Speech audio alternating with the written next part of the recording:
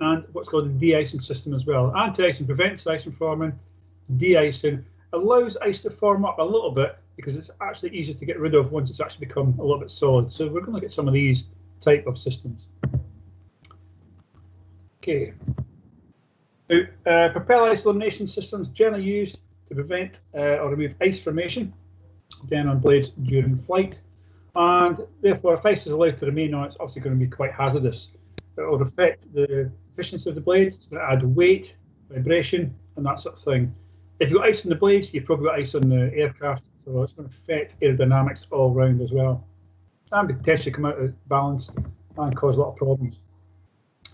Again, vibration, engine failure, damage, ice falling off. Actually, ice falling off the propeller could hit the wing and damage the wing and controls, etc. Also not good at all. So de-icing, as I said there, refers to an icing system which allows ice to form up and then removes ice off the propeller blades as such like. Anti-icing, as I said, also prevents ice from forming in the initial place. And we'll mention these two systems again when we do gas turbine engines, module 15. So two types of ice elimination are used. We've got fluid ice elimination. We spray a certain type of fluid on there. And we've got electrical ice elimination system as well. That's the two main types that we use on the propeller aircraft anyway. It will vary from on the wings and the main fuselage and other bits and pieces we can do, but for the propellers, we've got fluid and electrical. So least commonly used type of ice is the fluid type, it's the least common one. Okay. System employs a fluid which is delivered along the leading edge of a propeller, which during flight it mixes with water or ice and reduces the freezing point of the mixture itself. If you've had ice already formed up on the blades, the fluid penetrates under the ice, loosens it, and sufficient enough to be thrown by centrifugal action. Basically, slip off the propeller off to the side. Sandeep, if you switch your microphone off, please. It's all right. I can just see you going through your book. Good to know you're listening and going through your book, though. Okay, so components of a fluid one. Fluid used in ice elimination system must combine with water and have a very low freezing point. So a mixture of fluid and water also doesn't freeze in flight. There's no point in having a fluid type system. If that freezes up, that's no point at all. Most common used fluid is, I need to highlight in red, if you highlight in your books, guys, it's isopropyl alcohol. Okay, isopropyl alcohol. It's the main type that gets commonly used. It's low cost and readily available as well. Isopropyl alcohol. It's not a sort of alcohol you can go and drink, so please don't go and drink it. I'll certainly put you in hospital. Now, primary disadvantage is although it does the job, it's also very flammable. Alcohol in general is flammable. It's a very high distillate, so be very careful when using that stuff. But another fluid of phosphate compounds is used in some systems, but is not widely used due to the high cost. Yes, it's more safer, less flammable than alcohol, but it tends to cost a bit more. So yeah, it depends on what the company want to spend, unfortunately. So basic systems have pretty much what we've got here. You have a fluid tank and some sort of vent line when it goes to altitude and down from altitude as well. You have a rheostat, basically a temperature sensor. A filter, because yes, you've got water and alcohol in there. And if you're watering something, there's potential for bacteria and bits and debris and stuff like that as well. And you'll need some sort of pump, electric-driven pump, that will put it to the engines. Okay. A slinger ring, which is actually what it sounds, it slings the fluid out the way. So as it's spinning around, at centrifugal force, the fluid goes out. And you have some sort of feed shoe, so the blade actually directs onto the leading edge of the propeller blade on both sides. And we've also got what's called an anti-siphoning valve. Have you ever tried to siphon fuel or out of a car or whatever, or water out of a tank? If the water fuel keeps going, it will empty that tank. And likewise, if you've got the fluid coming out and potentially it could siphon off the tank just by the gravitational force. Okay, so to prevent that, we've got an anti-siphoning valve to help protect that. So fluid tank used with system is usually located in the fuselage. Again, depends on the aircraft design, where we're going to fit it. And the pressure developed by the pump is it's not a lot at all, just enough to overcome basic pressure, about 10 psi, excuse me, as there's very little resistance to fluid flow, other than a check valve, which opens 3 to 5 psi. So a little siphon valve opens at 3 to 5 psi. Pump speed is controlled by the cockpit by a rheostat, okay, and can be varied from less than a quart per hour to more than a gallon per hour. So it can depend on how much it needs and the temperature as well. Usually one pump will supply no more than 2 engines on aircraft, and air pressure can also be used if required. So we actually take a tapping of the engine as well. Check valve located between the fluid pump and the slinger ring feed tube is used to prevent siphoning of fluid in flight when the system is not operating, because potential for the pumps getting spun around actually siphon off the fluid. So a little check valve there. And also reduce evaporation of fluid in the system. I mentioned the slinger ring mounted on the rear of the propeller hub holds the fluid in its curved channel by centrifugal force. So there's your slinger ring, there's little tubes there, and then just purely by centrifugal force, as that's spinning round, the fluid will be put around the outside or internal to that, and then get spun out these little nozzles here, which will tap to these ones, and then the anti-icing line will be fed to the leading edge of the propeller. There's a sort of side-on look of it. So there's your bulkhead, there's a slinger ring here, sort of rivet joint together, and you can see where the fluid, the centrifugal action, can be sprayed out into the front of the leading edge. Quite a basic system, but very simple and quite straightforward. The fluid flows out the blades through the blade feed tube, which are outlets welded onto the blade slinger ring. Rubber feed shoes or your ice elimination boots, you'll see these by the black sort of rubber type coverings on the leading edge, which attach the leading edge of the propeller blades by adhesive. Adhesive are optional items and are not used on all systems. Okay, but most will have them. Depends on the aircraft, depends where it's flying and that sort of thing.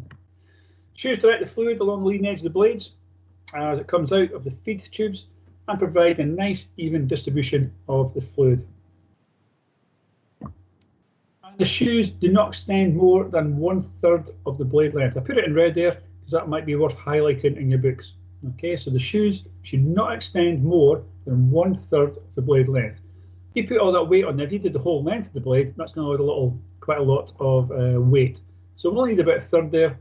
It doesn't need any more than that. So it's a good one to highlight in your books. Basic system operation. So when the system rheostat is turned on, the fluid pump operates at the rate set by the rheostat of the pilot. Okay. Again, if it's going to be really ice conditions, they'll turn it up to more flow. It's sort of ice conditions, there's a chance of it they'll put in a slower amount. Fluid is drawn from the tank through the filter and forced out through the slinger feed tube. The fluid will flow from the stationary feed tube to the rotating slinger ring on the rear of the propeller, where it flows through the blade feed tubes to the leading edge of the blades at the shank, or the actual shaft part. Fluid flows out onto the tube, onto the blade surface or boot, and moves along the length of the blade leading edge by centrifugal force. So just by the action of the blades rotating, gets thrown out the way. Okay, and combines with the moisture, and the mixture flows off the blades as a liquid. Ice elimination, which uses heating elements, is more sort of common type now on the blades to melt a layer of ice next to the blade, and again centrifugal force just lets the ice slope off the blades themselves. Now, it's the most common version. System heats the blades for a very short period of time, then the current is turned off and ice again forms on the blades. Once ice forms, the system again heats up and melts the accumulated ice. So we don't want it on all the time because that's going to take a lot of power away from the engine and obviously going to heat the blades up really quite a lot. We don't need it on all the time. Depending on the icing conditions, we have a couple of cycles. We'll look at a slow cycle and a fast cycle. So again, it all depends on the flying conditions at the time. The electrical ice elimination is the preferred method. of ice control and propellers due to the abundant supply of electrical power during flight. In other words, we can use the power from the engine, the electrical supply. We don't have to keep filling tanks up of alcohol, which is quite flammable. Things going wrong, plus weight as well. So very simple design. So the pilot controls the system with switches in the cockpit. Basically, an on-off switch is included in all systems to supply power to the system of operation. And some of these incorporate a selector switch, which can select 1 or 2 second speeds to adjust for heavy or light conditions. We'll go over this one a couple of times because it's the exact same system we speak about in Module 15 for turboprops, and there's definitely a question in one of these. Okay, so it could vary. Another control switch may be used as a full de-ice mode, spring-loaded switch, which is sprung off and must be held on. So spring-loaded, as long as you're pushing on it, it will stay on. Once you let go, it disengages. So again, if you're maybe going through a very severe point, you just want to keep that spring on there. That will protect all the engines. Again, only put it on for short periods. We don't want it on if ice is built up in propeller, but before the system is turned on. Okay. A load meter, because if you're putting electrical current through there, you're going to induce a load to indicate the amount of current drawn by the ice elimination system, so keep it within limits. 1 meter being used for all engines on a multi-engine aircraft, or you might have one separate per engine. And that meter will be calibrated in amps or as a percentage of the rated current. Again, depends on the model you've got. The system timed is turned to select a sequence of ice elimination sequences or operations. You'll have a DC motor in the timer, runs a sequencing mechanism, which turns each propeller de-icing circuit on and off and in the correct sequence. You'll see that just shortly in the diagram. It also maintains propeller heating intervals for each propeller. So we won't just do all the propellers at once, we'll do one propeller and then we'll do another propeller, and you'll see how it comes on in a minute. So at any instant, only one propeller will be de-iced. But unless you put the spring-loaded switch on, again, that will do them all. That's extreme conditions. High current carrying wires are kept to a minimum by the use of power relays, so you can switch between them. You'll have a brush block, just like we saw before, in your slip ring. An engine front case just behind the propeller.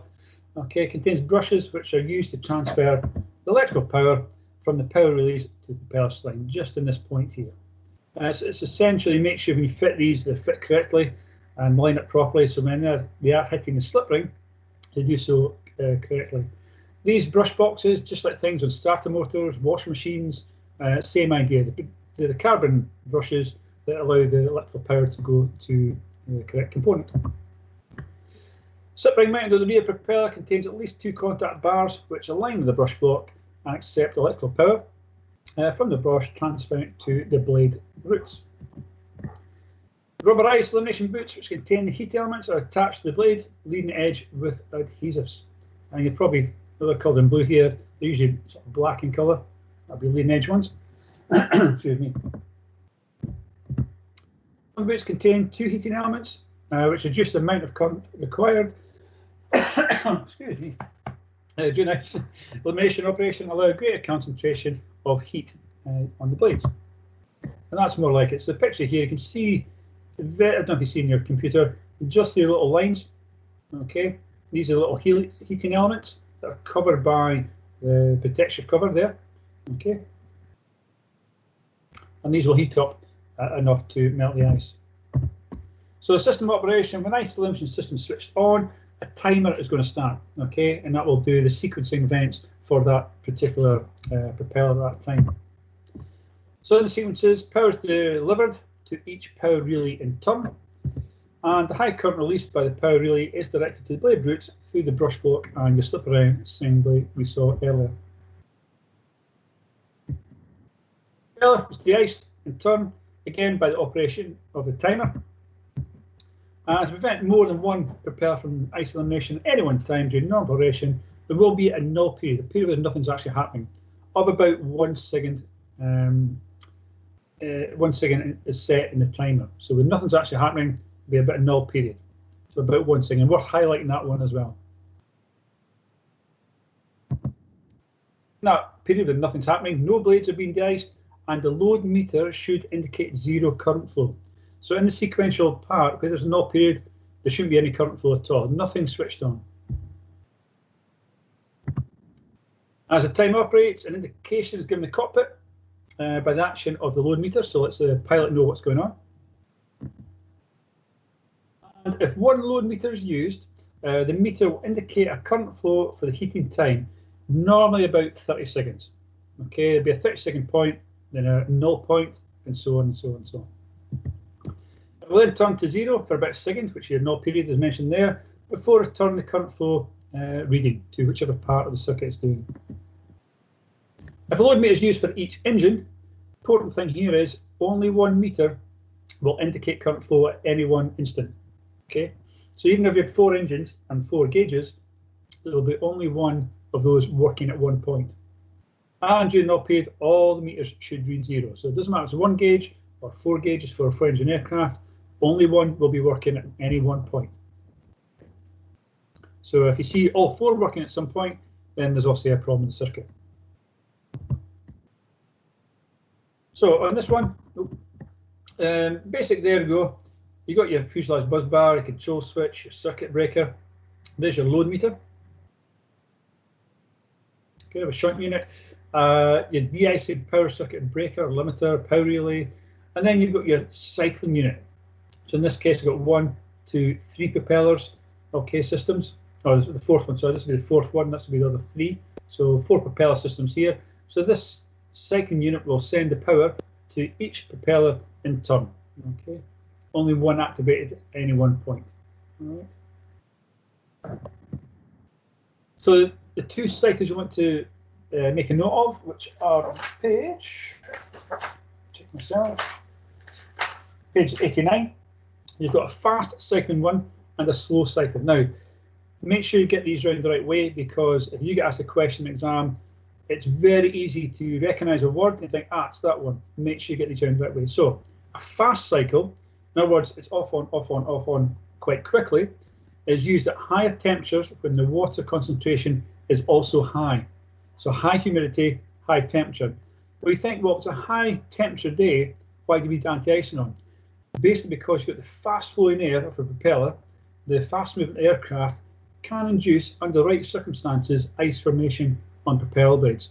So although the temperature might be quite high, if there's moisture in the air, that could, due to the forward speed of the aircraft, the fast moving air, if you remember back to convergent divergent nozzles, if you have a fast moving air or high velocity, that means your pressure and temperature reduced. Well, not so much with pressure this, but certainly the temperature is reduced, so there's a chance you could have ice formation on the blades. So fast cycle for high temperatures, high humidity or visible moisture present. Okay, and there we go.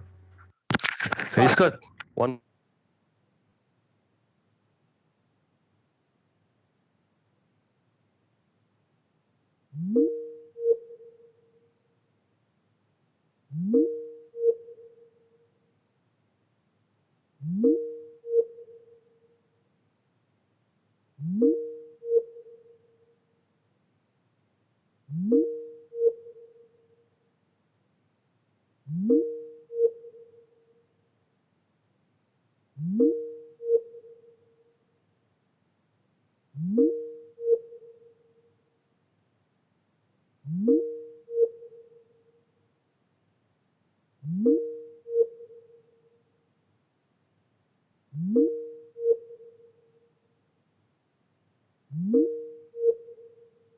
Actual engine, the propeller and spinner, and then go back to the intake, and then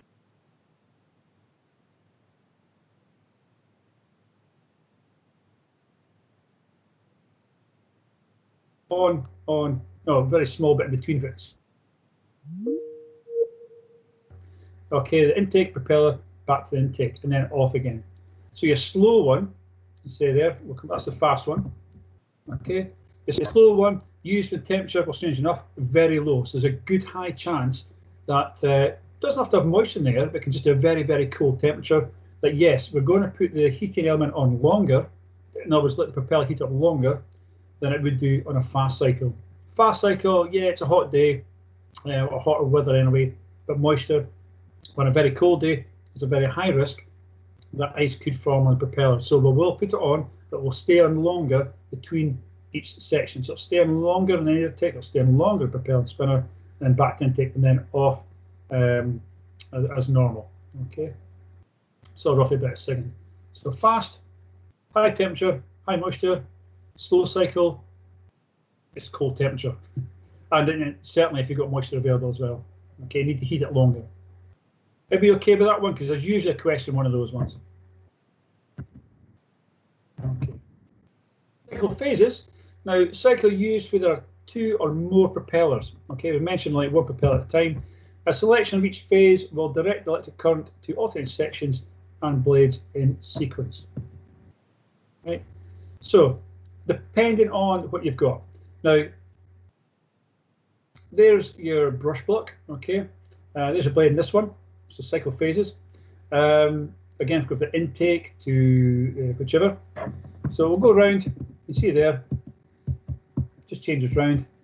Depends on the part of the propeller, because it might just be 1 block or it might be 2 blocks. Okay, it just depends on the meter you've got there. And I think this is on page 90 and 91. Yeah, 90 and 91.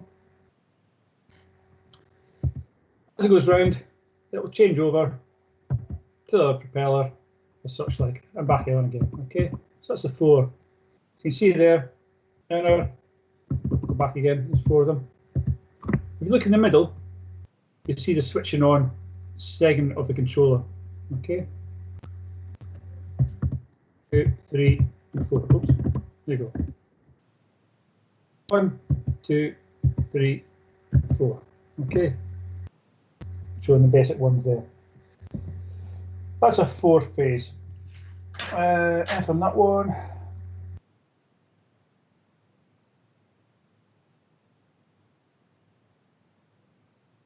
yeah, okay, so that's just a basic, try to superimpose them to show you what was going on with those ones. So the main things to remember from that is your anti-icing, de-icing. Anti-icing is preventing ice. De-icing allows ice to develop, but melts it just before it gets too much and flings it off. The 2 types, the fluid and electrical. Fluid type uses isopropyl alcohol, or the electrical one, which is the most common type method going to be used. Okay, and there you go. Any questions on that one? Hopefully not too bad. Advantages of the fluid one, yeah, it's good, it gets rid of the ice, but again, disadvantages, it's another system you have to add into the aircraft. You've got an extra tank for the fluid. Electrical, you're using the power that's already there, and by using the 2 cycles, fast and slow, you can switch it on to whichever one you want. And also remember, you can push the all-on button. You can have all blades anti-icing, but only for short periods only. Load meter gauges, only 1 per propeller, or you might have 1 gauge with a needle on it, but usually for multiple engines it'll be multiple gauges, obviously, and that's about it for there. Anti-icing, electrical de-icing systems. Okay. Any other questions on that one? All good? All good, that's what I like to hear. Right, so that takes us on to chapter 4. Now, this is actually on the maintenance side of things. We're not far away at all, sort of flying through the air here. So take the time on that one. Just double check where we are. Okay. Yeah, fine with that. We'll probably do it. We'll get so far today and we'll recap a little bit, and then we'll try and finish this off tomorrow morning. A bit of luck, because it's not too far off at all. We're getting quite well through there, which is good. Because we try and get through by, certainly taught this out last time in 3 days. It's quite compact, so we've got a bit tomorrow morning. Certainly finish by lunchtime at the very latest. I'll leave a bit. I've got some nice questions. Hopefully the questions have been given from Sanjeev. So we'll move on a little bit. We'll have a little break shortly. Okay, right. So we're looking to maintenance now. Now, it's very important, obviously, if you've got propeller spinning round and round, like a wheel, it should be nice and balanced. Propeller balance, very important. Highest, slightest imbalance, that's going to cause vibrations, potential lots of damage, lots of vibration, and a lot of work. Okay, and failure, or even worse. So apart from dangers to the aircraft, vibration makes the environment not very nice. very comfortable. If you're sat in a car with a wheel's out of balance and you're just shaking away all the time, imagine that in aircraft. It's not very nice at all. So we try and make it all good. So propeller unbalance. Propellers can become imbalanced during operation, mishandling, incorrect fitting, wear, damage, and lots of other causes. Very easily damaged. Sometimes the process of just moving an aircraft or by pushing or pulling on propeller blades has bent or seat the blades out of track, and that will damage it. So really, when you're pushing a small aircraft back, don't put your hands on the blade on one side because you could potentially bend them. Wings, you know, that's fair enough, or a proper towing arm on a tractor.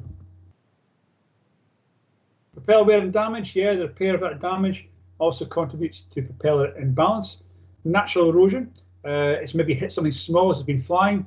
Again, it's part of your checks before you see that aircraft off again, and after flight, before you put it to bed, you're checking propeller, there is no undue damage. Unauthorised and improper repair of propeller spinners. So the cap goes on the nose or the hub of the propeller assembly. Yeah, not being put on correctly, not torqued right correctly, or maybe it's been offset 180 degrees. That can cause problems. Unbalanced results when the mass of the propeller is not symmetrical around the centre of rotation. So unbalanced is not symmetrical around the centre of rotation. When the mass is unsymmetrical, a radial force will then try and put it out of balance or at plane moment, and a couple is formed. Again, I use the wheel scenario on your cars. You dent your wheel, that puts it out of balance. Exact same for propellers. Now, you've got static and common dynamic balance procedures only correct the radial force. Unbalanced by adding an equal force in the opposite direction with balanced weights. However, only trained, specially equipped and authorised maintenance personnel should accomplish the dynamic balance procedures. Again, highlight in your books, guys, if you get a question on that. Who can do it? Only specially equipped and authorised people. Okay. The types of imbalance. There are 3 types of imbalance, or unbalance, we call it. Static imbalance, dynamic imbalance, and aerodynamic imbalance.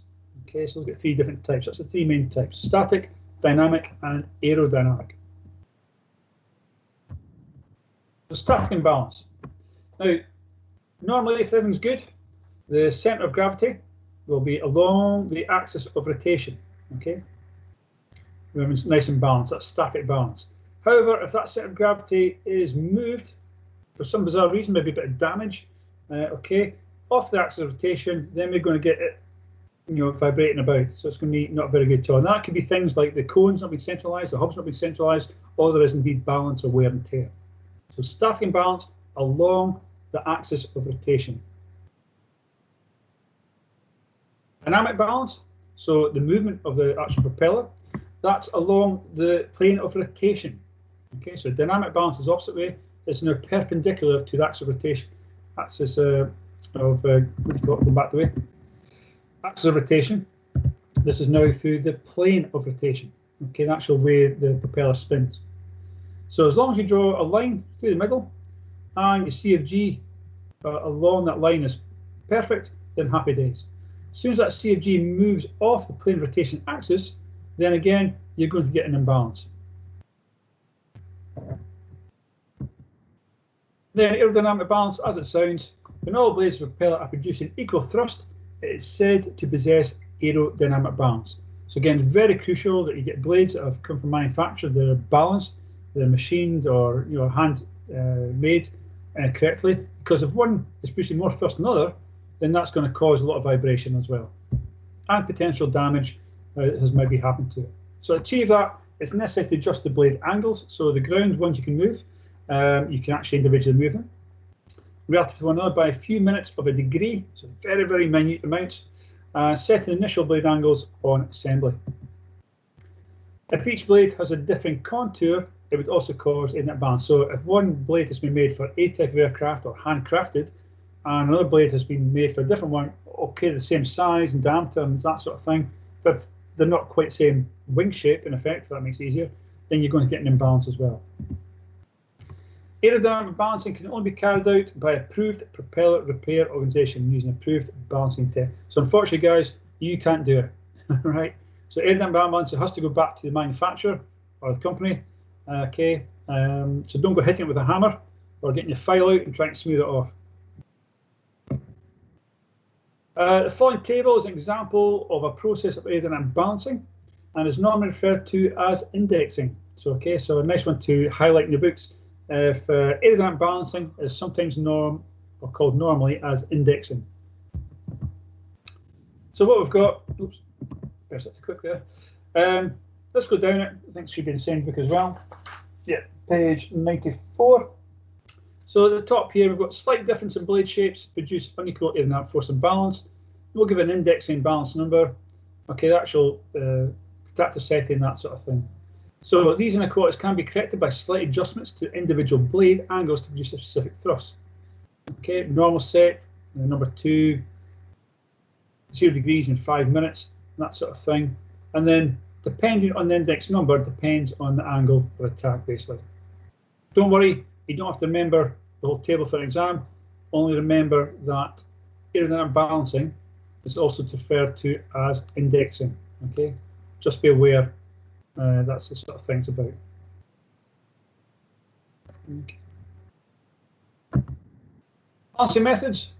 2 methods of propeller balancing, again, usually carried out by type trained and authorised licensing. So yes, now you can do this as long as you've been type trained and authorised to sign off that job, because it's quite crucial, obviously. So again, we'll look at static balancing and dynamic balancing. Now, neither method can replace other because they are used for different purposes. Okay. Balanced both statically and dynamically, if you do both checks. Now, propeller static balance when the propeller centre of gravity coincides with the axis of rotation, so through the centre, and so earlier. And propeller dynamically balanced again when the centre of gravity goes to the axis in the same plane of rotation. So how are we going to check this? Propellers that cannot be balanced, or propellers that are difficult to balance, okay, on the aircraft, using approved dynamic procedures may have problems that need to be investigated. There may be too much damage on it, or just one of those things that it won't static balance, it won't dynamic balance. The best thing to do, send it back to manufacturer and get a replacement. Components though, loose flange bolts, fracture components such as hubs or blades that are out of track. We'll mention tracking shortly. Or angle are some of the more likely problems that can cause some difficulty. So just poor maintenance, poor procedures replacing these or putting the blades on, not maintained properly, not do some basic checks, can possibly correct them. Problems that need to be addressed prior to further flight. We wouldn't just let it go. You get in your car and you feel your wheel almost to fall off. You don't keep driving, you stop it and you change your wheel. So before counting any balance or propeller, a systematic inspection should be carried out propeller as detailed in the maintenance manual. So check it first. Is there anything obvious? Is there bolts missing? Is there bolts loose? Is the hub not correctly tightened? And that sort of thing. You know, some basic checks. Is there any obvious damage to any component? So again, inspection involve all previously mentioned procedures, problems, and obvious damage. Any obvious problem or damage should be rectified. Again, but only rectified if you're authorised to do so and in accordance with the maintenance manual. In addition, you should also check the blade track before balancing, as out of track propeller would need to be rectified. Now, we'll just mention track in a minute. This may even place the propeller unserviceable. If the tracking is so far out, it might be to the point you can't actually fix it. Let's look at the procedures first. Static balancing. Yeah. Static balancing. Propeller can be statically balanced only by removing it from propeller and putting it on a balance on a special fixture. So we can't actually do a static balance on the aircraft because it's fixed to the engine for a start. So we need to take it off the engine, put it on a very special bit of equipment. Again, only appropriate certified persons or organisations may adjust propeller static balance. Okay. Again, I put it in red there because you might get a question on one of these types of balances. Static balance weights are added or removed from propeller to correct the measured imbalance. Or material from the blades is removed by special grinding techniques. Now you can imagine if you grind a bit of a blade and you get it wrong, you can take some off the other side of the blade and you get to the point you have no blades left. So a bit embarrassing. So static balance is achieved by using what's called a knife edge method or suspension method. Of the two balancing methods, the knife edge is simpler and more accurate. And basically, you put in the hub on literally a knife edge, the least point of contact, but enough to give us some balance. So here we go. So you've got this knife edge. There's a propeller, and it'll be sitting on literally a knife edge on the center of the hub. Okay, and we'll get it going from there. Balance it properly, use the knife edge method. Use a test stand which consists of two hardened steel edges, must be used. In addition, the test stand must be located in a room, an area that's free from any air or heavy vibration. You don't want beside an aircraft hang, you want it to be somewhere it's nice and secluded, where there's no chance of air coming in and actually turning the blade, because on a knife edge, literally a knife edge, the slightest movement could actually move the propeller. So before checking the propeller's balance, essentially verify the blade angles are all the same. Yeah, no point in having the blade angles different, so make sure they're the same. If the blade angle is correct, the propeller's balance can be checked by the following listed sequence. Insert a bushing into propeller hub bore, so something you actually use to put what's called a mandrel on. Mandrel is basically something that takes up space in there, or something known as an arbor, basically a bit of tubing. The bushing to support propeller on the balance, excuse me, on the balance. So you have these two knives, and then you have a bit of tubing that sits on the two knives, and then in the middle will be your hub of the propeller. So the propeller is free to rotate inside those two knives. Place the propeller assembly so the ends of the arbor are supported on the test stand. The propeller, strange enough, has to be free to rotate. Now, in a vertical balance check, the propeller blades are aligned vertically, and any imbalance will cause them to move to a horizontal position. So if you put them in the mandrel and it stays like that, great. If it starts to rotate down, I'll say from the vertical, there's an imbalance there, and it will come down, it'll swing back and forward and that sort of thing. So you put it vertical first.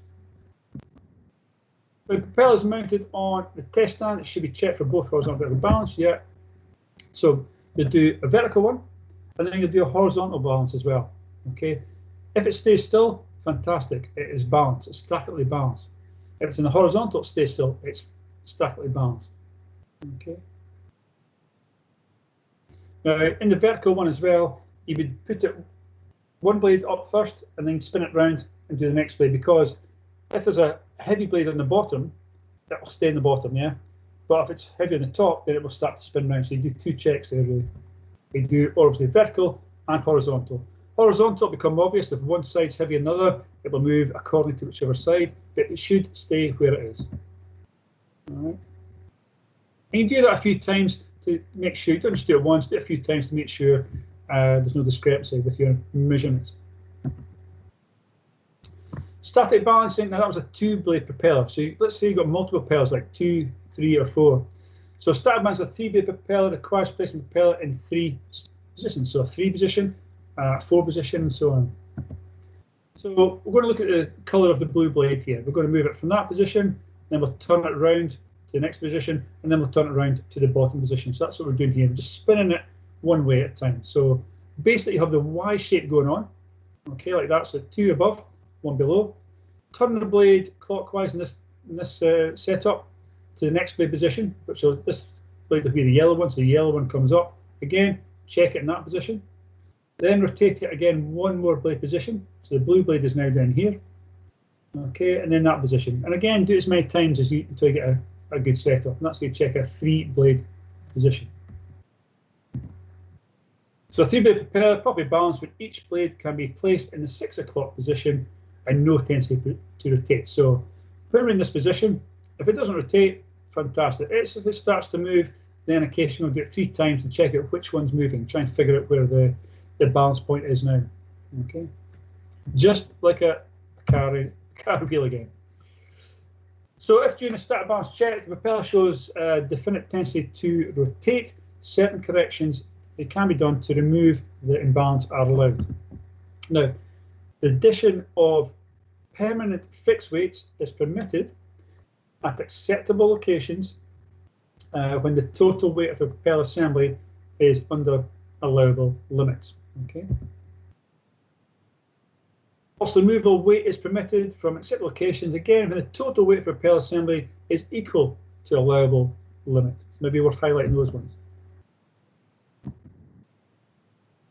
Repairs, again, removal, additional weight, propeller, determined by the maintenance manual and your manufacturer, as you must follow, don't just make up yourself. Usually, vertical imbalance is corrected by adding a metal weight on the light side of the hub, 90 degrees from the propeller's horizontal center line. Okay.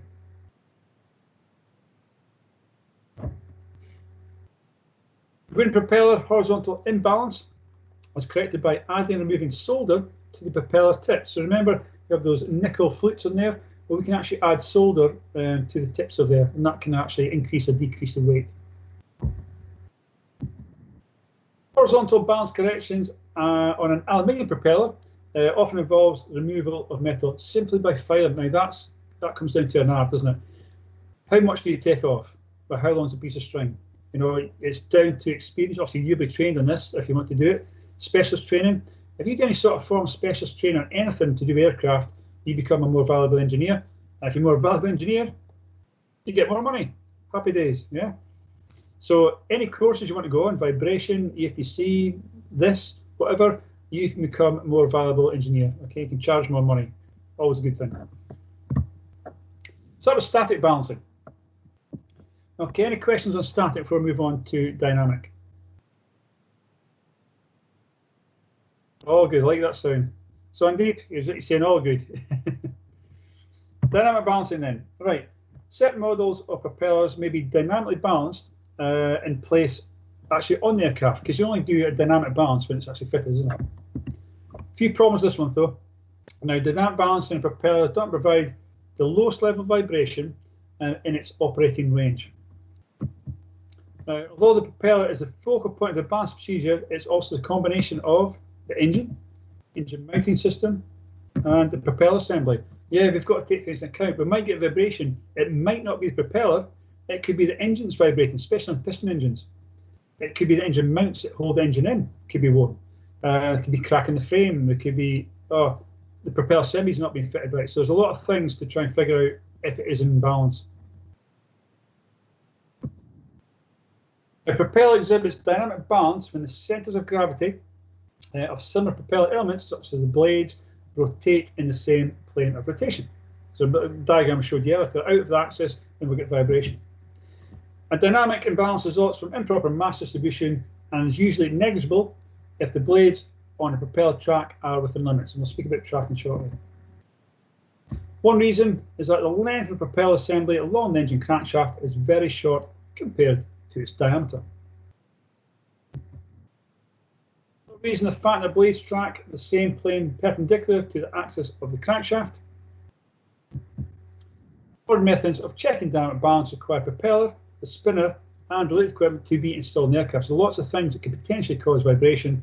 Okay, so lots of things to consider. But if you've done your static balance correctly, well, that's half it done already. That's you've certainly sussed that part.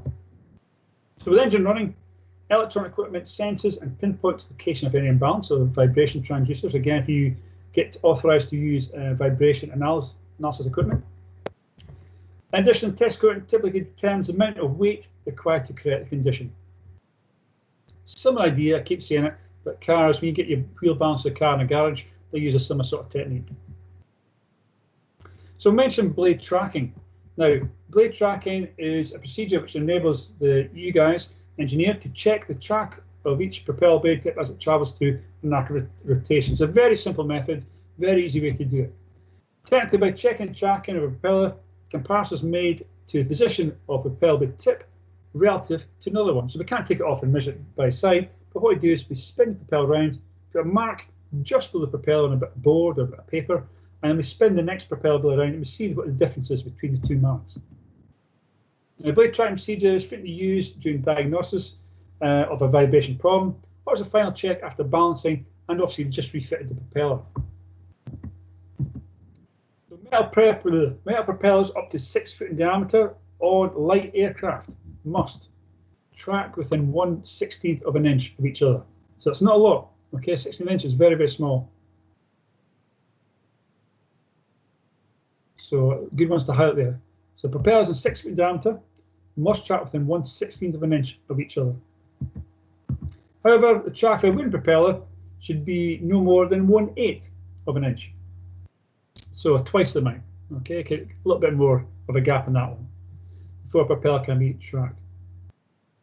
The aircraft must be chalked station position, because as you're spinning it round on the engine, you don't want the aircraft moving because that'll give you a false reading. So make sure at least the chocks are in, brakes are on, that sort of thing.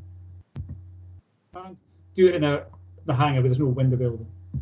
So blade tracking. A propeller can be tracked by placing a board within 1/4 inch of the propelling arc. So basically, as you spin the propeller round, say that's my hand, the hand is at the floor, the propeller should be about 1/4 inch off the floor or a table or whatever you're using to mark it. Okay. The further it is away, the greater the error. You won't get such an accurate read. So you want it as close as possible to the bit of paper or the card you've got marked on that table or ground. Okay. And this is what it is here. So you can make it something dead easy, bit of board. Okay, as long as the aircraft's stationary, doesn't move, this gap here should be no more than about 1/4 inch. So it's not much, about 6 mil, thereabouts. So a tiny little gap between that board and the tip of the propeller. Now what you'll do, you get a pen and you'll mark it as you spin it back and forth a little bit. Just mark it with a pen on the edge of the propeller. So you mark on the board where that propeller is in line with. Okay. Then you rotate it up. You bring the next propeller down, and then do this exact same again. So you should end with 2 marks, or ideally just 1 mark. If the tracking's perfectly on, that propeller when it comes down should be exactly in line with that mark you've made by the previous propeller. Okay, propeller blade. But remember, if it's out for the metal ones, 1/16 of an inch. For the wooden one, you're allowed up to 1/4 inch. Okay, sorry, 1/8 of an inch, I should say. Everybody happy in what I mean by we're doing there? Yeah. Not a fancy bit of equipment, just a bit of board, something that can give you a mark as you rotate the propeller down. What we'd also suggest as well, if you're going to rotate a propeller, make sure it's in the direction of rotation. Make sure your battery power is off, okay, because especially in piston engines, there's a potential as you spin propeller, it could start. So make sure there's no electrical power there at all, because you don't want that kicking in your head. You'll do it once.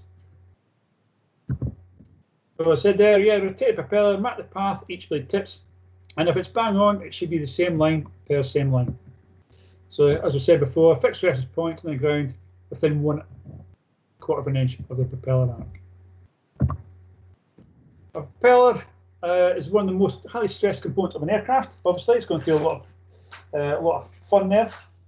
So just in tracking there. In fact, tell you what, before we move on to that one, let's go back a bit. I'll leave that one there. Let's go for a slightly sharper break at the moment. Come back at 1/2 and I'll start on section 2. That's probably the best way to finish that one. Yeah. So that's the section 2. So we'll have a slightly earlier tea break at this moment before we start the next section. Any questions on tracking, dynamic balancing, or static balancing? So indeed, all good. Yeah, all happy? Fantastic. Right, let's go for a 20-minute break again. Come back at 1/2 and we'll carry on with section 2. And the way there's one, Canjera. Still smiling. It can't be that bad. You're looking cold. You got a hat on and everything.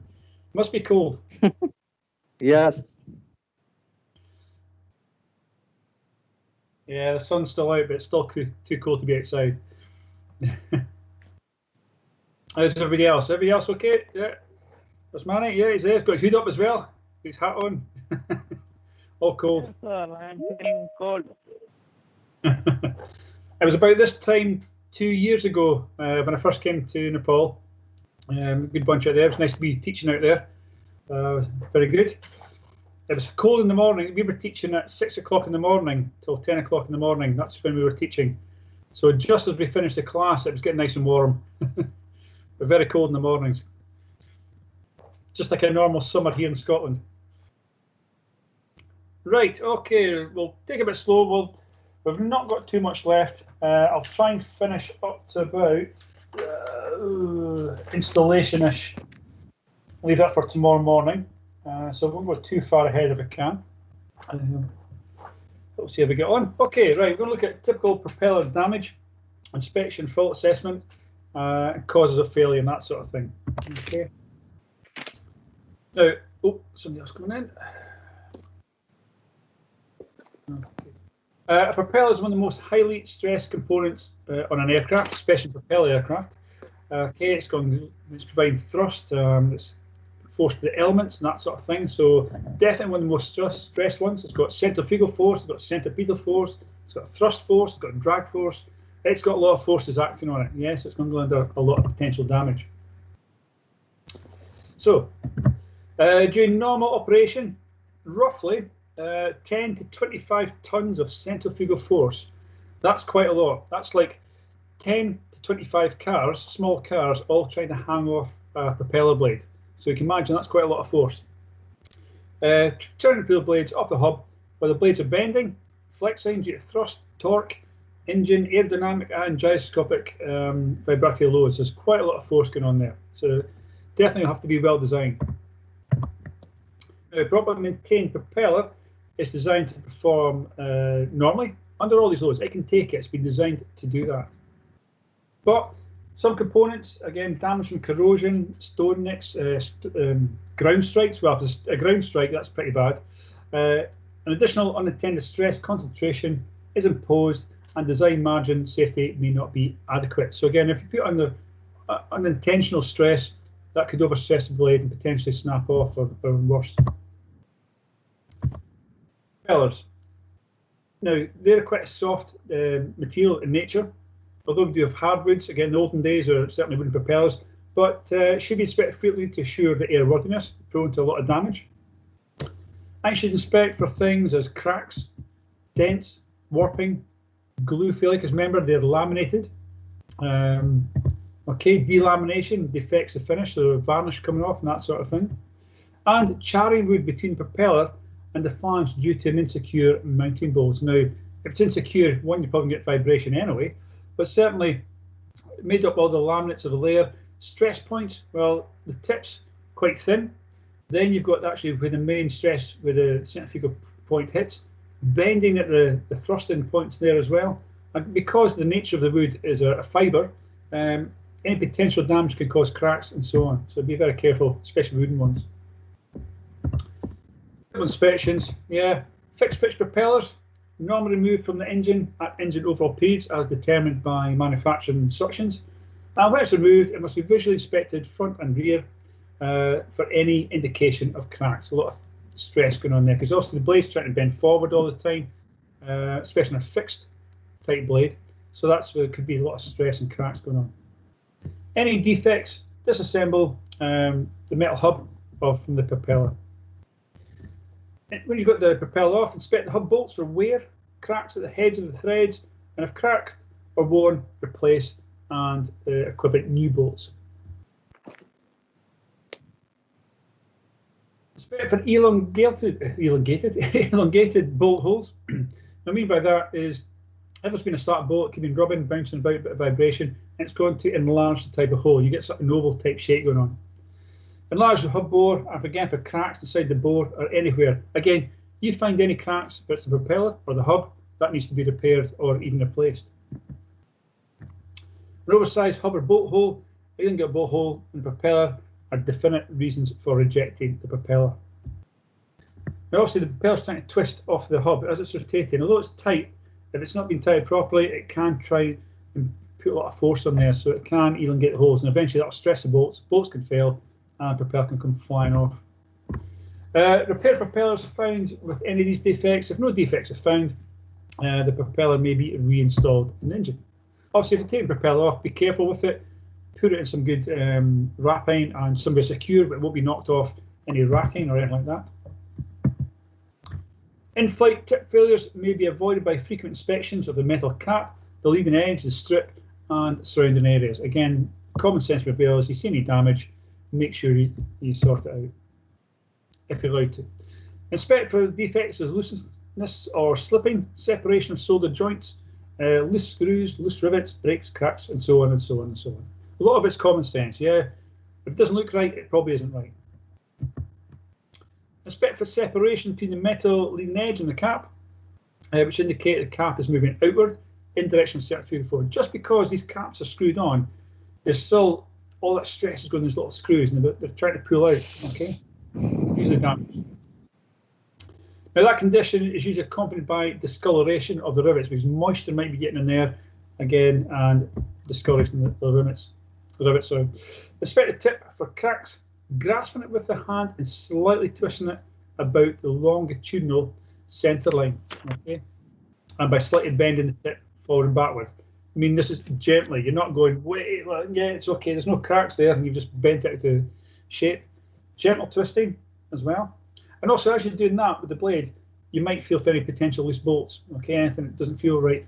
Moving it back, the whole thing back and forward, might check it against the hub for any potential plane and bearing. So you're actually, although you're checking propeller about at the same time, you could be checking for slight potential wear and tear in the engine. If leading edge and the cap have separated, again, carefully inspect for cracks. Cracks should start at the leading edge of the blade and then will eventually go towards the rear. Fine line appearing on the fabric or plastic may also indicate a crack. Sometimes it's quite hard to tell. It could just be a bit of dirt, but better safe than sorry. If you suspect it's a crack, then carry out the correct maintenance required. Then you go to the back of the blade, check the trailing edge like you would do a wing. And again, for bonding, separation, or any further damage, because it's a bit thinner back there. Again, examine the wood close to the metal sleeve for wood blades, for cracks. Again, common thing here is you're checking for cracks. Composite blades. Again, should be inspected in accordance with the manual instructions.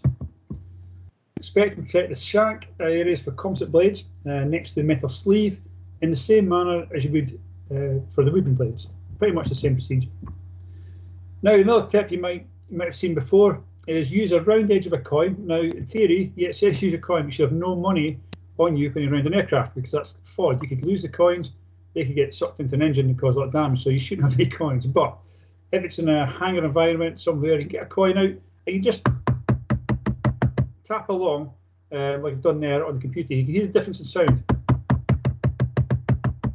Well, that difference in sound would be a hollow point or a solid point. And if you, on a carbon composite type blade, if there's a hollow point or the laminate is separated, you'll get this sort of air gap type sound. So for something being quite solid like that to that sort of noise, you can tell that there's possibly some separation happened.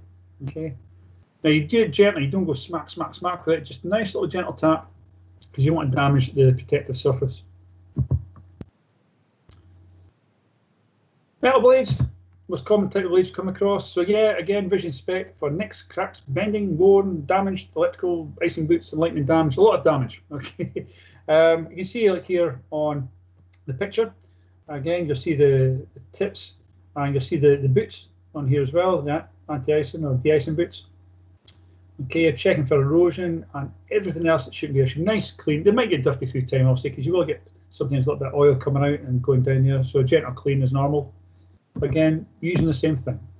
Any attempt to carry out a repair to repair blades, reference must be made to the appropriate procedures and limitations detailed in the relevant manufacturer's maintenance manuals and repair schemes. Only permitted repairs are allowed in accordance with the MMM repair scheme, and any damage, result of impact, or resulting visible damage, including bending, may also have unseen damage. Now, as metal blades, you might have to do some NDT, non-destructive testing on it. If you suspect it, though, the good chance is, if it's past limits, you'll just send it back to the manufacturer to get approved organisation for inspection and repair. You won't be allowed to repair it. If damage occurred to a propeller blade, however, as you, as a licensed aircraft engineer of the appropriate category, as in B1, must assess and establish whether the location of the damage is such that it can be repaired when the propeller is still attached to the shaft. So you will be allowed to repair minor parts provided you are authorised, okay, appropriate category, and it is within limits of that scope. If it's outside those limits, then I have to go back to manufacturer. Okay. Highlighting that in your books. Again, that could be a question coming close to you for an exam. In Chapter 6110, Propeller Maintenance Manual, under the heading of Servicing, there's usually a section entitled Damaged Blades. So most aircraft with propeller blades will have a chapter under this number that may have changed, but it's usually that one at the moment. And that section illustrates the typical repair limits allowed on the blade and also details where such repairs can indeed be carried out. Blade is divided up into checking stations. Remember, I mentioned stations, that the example was every 6 inches.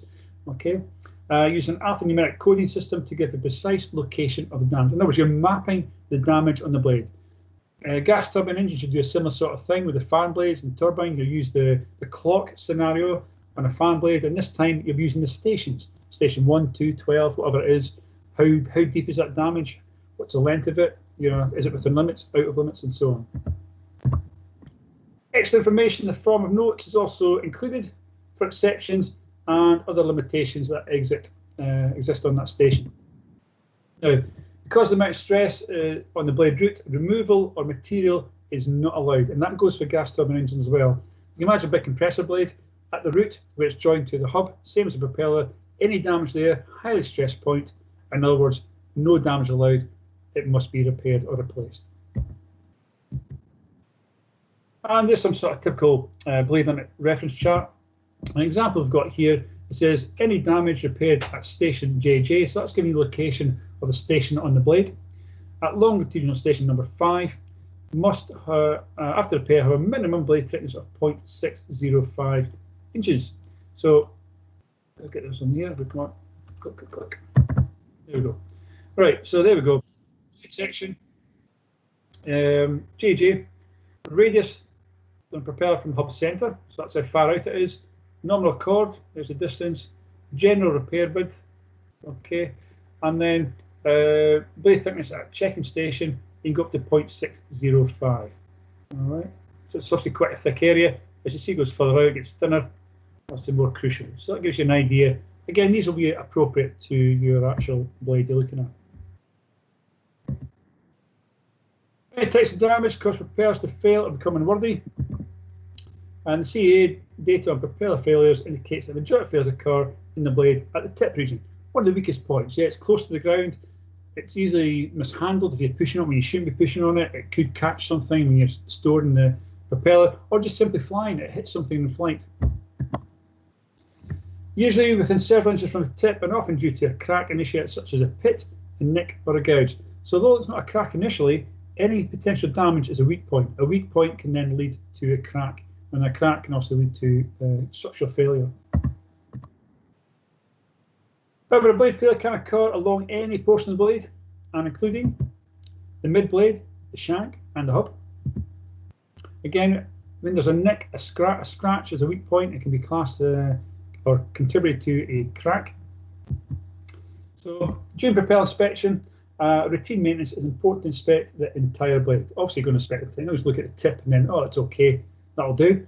No, you must methodically, logically inspect the blade from root to tip, tip to root, front face, back face, hub, etc. Okay, and take your time. Don't do it very quickly. And severity of damage determines the type of repairs required. Now, you're going to get normal erosion going on, and again, depending on the type of severity of the erosion, might warrant a repair or it might be okay. It just depends. So most mechanical damage takes the form of sharp-edged nicks and scratches created by displacement material from the blade, and corrosion that forms pits and other defects in the actual surface itself. Now, small-scale damage tends to concentrate stress areas and affected air, and eventually these high stress may develop cracks. And we don't want cracks in the propeller at all. As a crack gets bigger, stress becomes more increasingly concentrated. Increasing the crack growth rate will get quicker, and eventually a blade failure. Again, not what we want. Additional guidance on damage is given again by the manufacturer. If in doubt, look at the manufacturer's service documents. Full information just for guidance, only for when dealing with damaged blades. Just a rough guide for you. In all cases, for element of doubt, the damaged blade propeller should be removed for further investigation. There's a nick on a blade, okay? Could be easily missed because you might be looking at the front surface here. You can just see it there. So it's had a nick. Something's caught that for some reason. Something's been spun into that. You see natural erosion here where obviously the paint's starting to come away. Now, initially you might think that's paint coming away. Is that paint or is that a nick? You know, you can just see some pitting on the front here as well, but there's definitely something going on around this part here. Okay. Again, you have to check that. Is it in limits? That potentially could start a crack all the way down. All right. So although you can maybe file that out, again, you have to do a balance, a static balance, a dynamic balance, and that sort of thing. Is it worth repairing, or is it worth going back to manufacturer? Natural erosion, yeah, very, very small, fine pitting. Unfortunately, as it's spinning through the air, you're causing friction, rain, just the fact it's in the air will cause natural erosion, just purely by the high speed of it rotating through the air. Okay, but again, some pitting can cause some damage as well. So cracks, when you find a crack anywhere in a propeller, cracks are caused for immediate removal and detailed inspection.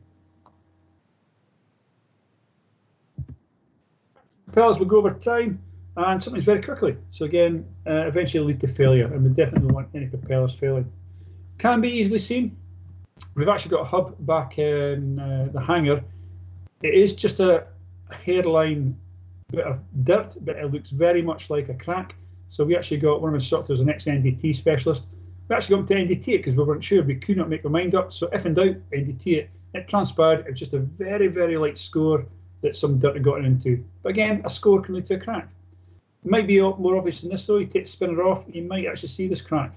Yeah, so it might be a bit obvious. However, take your time. That looks like a bit of dirt, but actually that's a crack. Okay, and that will also get worse and worse and very easy to miss. And same when you're working on gas turbine engines, it can be very easy to miss a tiny little crack of that. Insignificant, you think that's just a little crack, but actually that could potentially break the propeller in two next time it flies. So always take your time inspecting propellers. Yeah, handy things, a magnifying glass if you're not sure. Nice light source, a nice magnifying glass. It does look like a crack. If in doubt, NDT it. Non-destructive testing. Hence why it says use a dye penetrant. Should be carried out if cracks are suspected. Now you can get trained up to NDT on basic dye penetrant techniques. They're quite easy. Doesn't take long to get trained up on it. Again, you become more specialist. And then you get more in-depth types of NDT, which do require specialists to come in and do it. But basic NDT tests, you can get trained up locally. Indeed, happening out at the moment already. Condition of the paint should also be noted, because you might have to restore the paint. Minor surface defects can be repaired by an authorised B1 engineer. Now, there's an exam question if I've ever heard it. Who can do minor surface repairs? You guys can, okay? Once you are authorised. So an authorised B1 engineer can repair minor surfaces defects. The repairs must be carried out by a propeller manufacturer. It's worth highlighting those in your books, yeah? And if in doubt, is it within minor capability of your capabilities, or is it outside the limits? Check the maintenance manual and check the limits you've got there. Composite propeller blades, they're not as easy to repair, okay? Not subject to any fatigue cracks. As aluminium propellers, they can take a bit more of abuse because of composite construction. So lightning strikes, etc., enter the composite blade through the metal erosion shield. However, some strikes hit the hub directly and can actually disintegrate the propeller. A direct strike to the hub, composite blade, pretty much that's it. Got to go and change the propeller. Again, lightning strikes and the erosion shield leaves a darkened area. So again, we are checking for lightning strikes, sometimes pitting near the tip of the blade. And again, if you find any evidence of a lightning strike, it will require a careful debond, delamination inspection to determine the extent of the damage. And again, whether it is airworthy or unworthy. Okay. To determine this, you must carry out the good old tap test. So get your little coin and tap, tap, tap, tap, tap. You know, if you hear that different dull sound, like it's coming away, then obviously a bit of delamination is happening there. If only a darkened area is present on the erosion shield and all the blade damage within limits, then the blade is considered airworthy. Damage to the shank area is always critical and should always be referred to the overall facility for appropriate repair, not you guys to fix, unfortunately.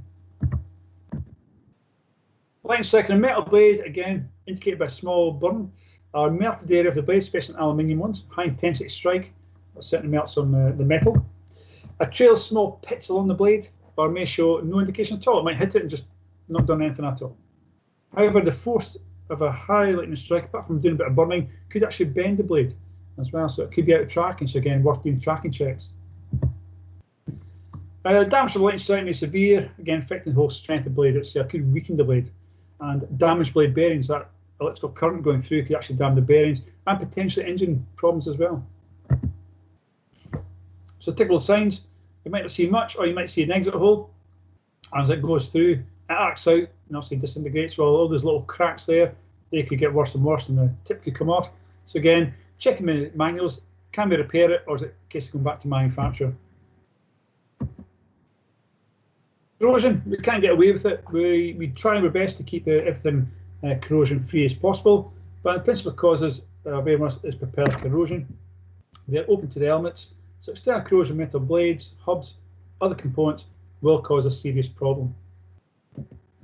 Internal corrosion may exist where moisture can collect internal cavities such as the hubs behind the spinner cap, the actual hub himself, the blade clamps which you might loosen to ground move the blades, and other control mechanisms that are again exposed to elements.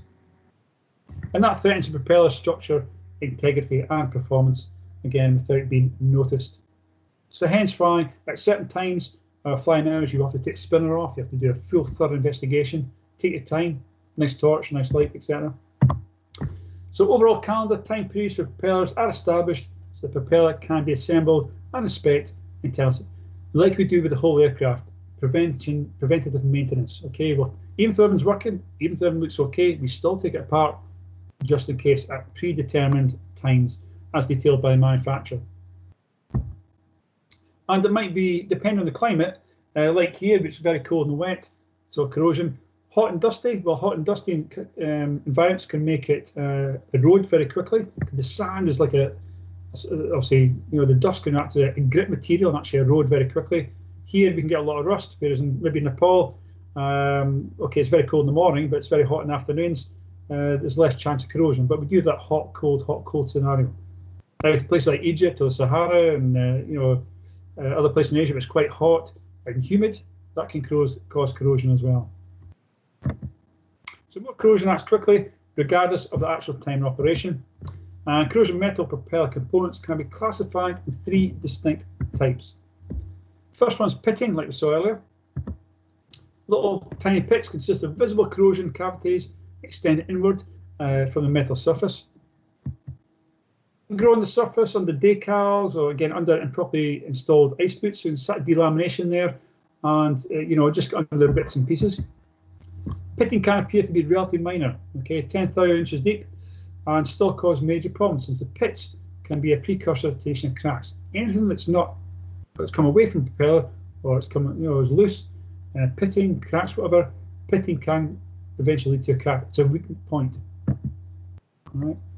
So under a microscope or a magnifying glass, you see a little bit. It doesn't look that significant, but you know, the little tiny little bit there, it's okay, isn't it? If we actually look closer, you can just about make out the start of cracking going on. Okay, under a microscope. So what looks just a little bit, don't get a good magnifying glass. Again, if in doubt, do NDT techniques on it. It's always better to be in doubt. You think that'll do, because next time that could fall off. Whereas if you thought, you know what, I should have checked that. So again, be very careful with these. Intergranular corrosion. Now, also metals are made up of grains of the material, so you can get a weak point. But every boundary within a grain is a weak point. So the presence of intergranular corrosion may be a result for the continued presence of moisture, such as under the decal, where moisture is getting trapped, it's not allowing to get dry off, in a fastener hole with a bolt joint something else, or where the anodization and paint protective bars have been lost. Again, the similar metal corrosion and actually just the structure of the metal itself. Exfoliation, so just the bits of the skin coming off of the metal. A form intergranular corrosion occurs where more often in forgings or rolled sheets, unless the casting is obviously quite solid, where forgings and rolled sheets are layers upon layers. Exfoliation is sometimes visible as metal flaking and cracks on the blade leading edges. Okay, you can just about make it a little thin line there, leading edge. If you get your fingernail in there, you can almost peel it off. Yeah, so it's exfoliation. So it might not be a crack, it's just a bit coming off, but again, it's a weak point, so it needs repair. Overspeeding, yeah. When the controls actually could be the pilot's fault, it could be a purely mechanical fault, but we've overspeeded the propeller. The engine's going too fast, the governor hasn't worked, or whatever, and for some reason we've oversped the propeller. So occasionally exceeded their normal maximum rotational speed and be subject to the extreme centrifugal forces in excess of what they're actually designed for. So you've actually stressed, the blades are trying to stretch themselves out the way.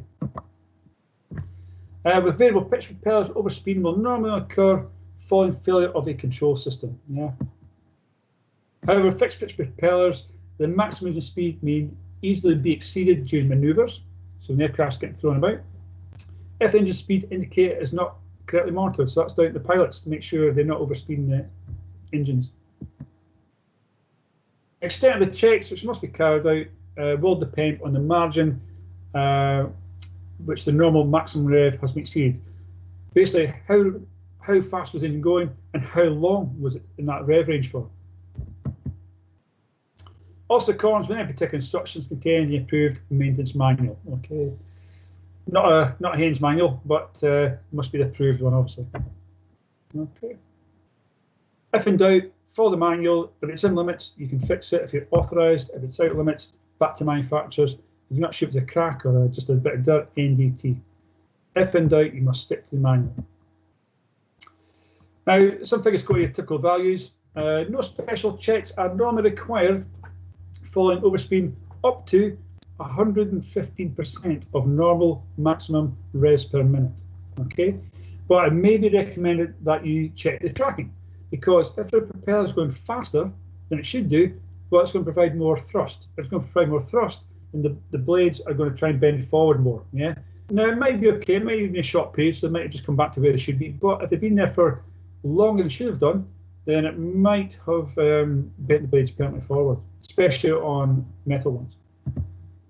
If the propeller has been overspeeding between 115 and 130% of normal maximum revs per minute for a period in excess of any specified time limit, it should be removed for inspection.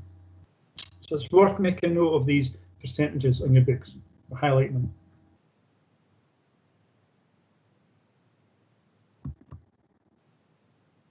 All blades should be carefully inspected for material failure. And again, if in doubt, use dye-penetrant non-destructive testing techniques. Blade bearings should be crack tested, and the rolling elements and raceways should be inspected for brindling, indentation, that sort of thing. I have to change that, I do apologise, spelling's wrong there. The hub and counterweights should be inspected for crack and distortion, and particular attention should be paid to the blade mounting threads and spigots. If overspeeding has in excess of 130% of normal maximum revs a minute, the propeller should be returned to the manufacturer for investigation. Investigation, I think they'll just melt it down and make a new one. Okay, if it's been oversped, it'll be stressed. I very much doubt they're going to give it back to you. Depending how long it's stressed for, then yes, but again, that's a lot of stress. Remember, 5-10 tons of pressure on there. Okay, 130%, you increase that by a percentage, you get maybe 10, 15, maybe 20 tons. So that's going to really stress the blade out. So usually things like that, they'll just get scrapped. Now, repairs to propellers are usually classified as major and minor. Simple and straightforward. Okay. Just make sure I make it there.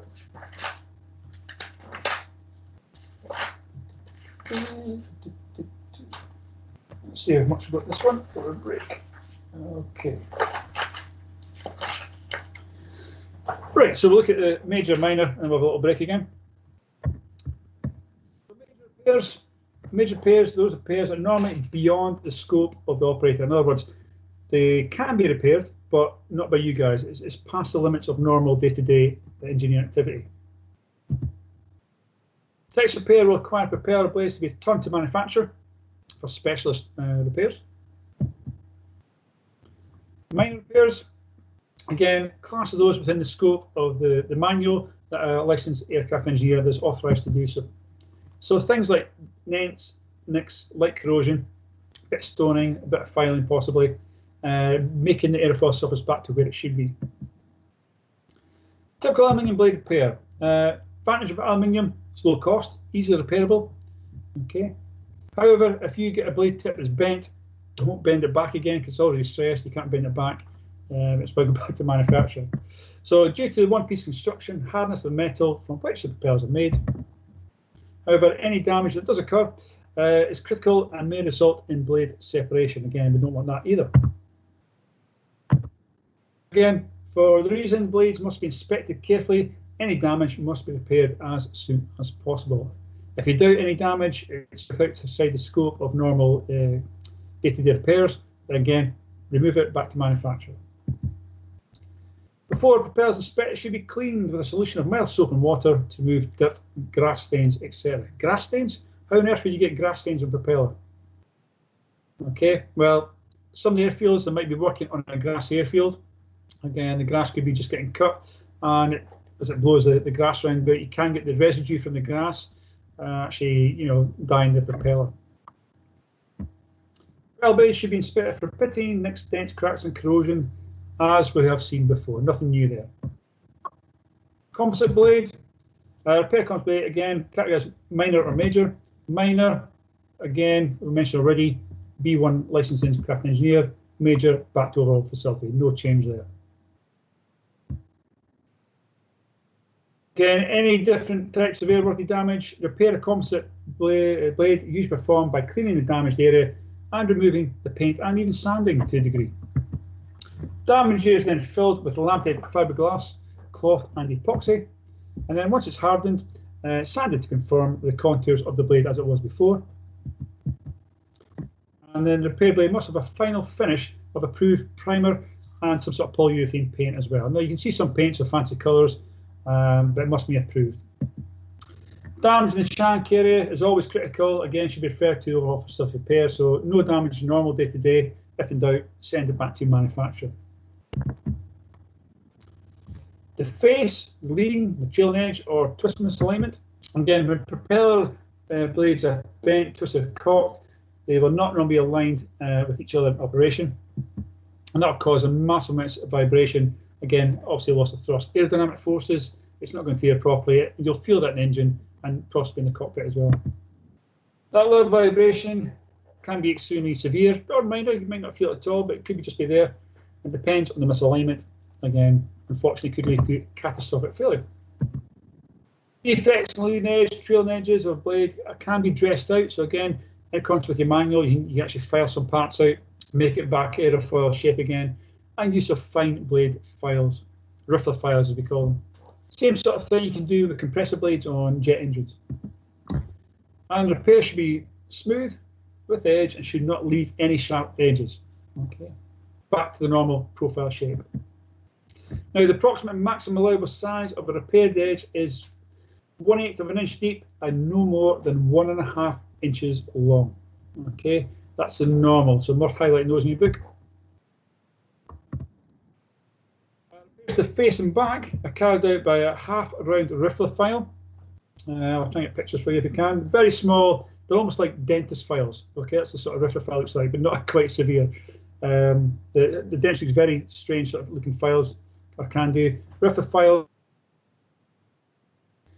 used to dish out any damage here. So you don't get a flat file, you get these nice round, very small precision files.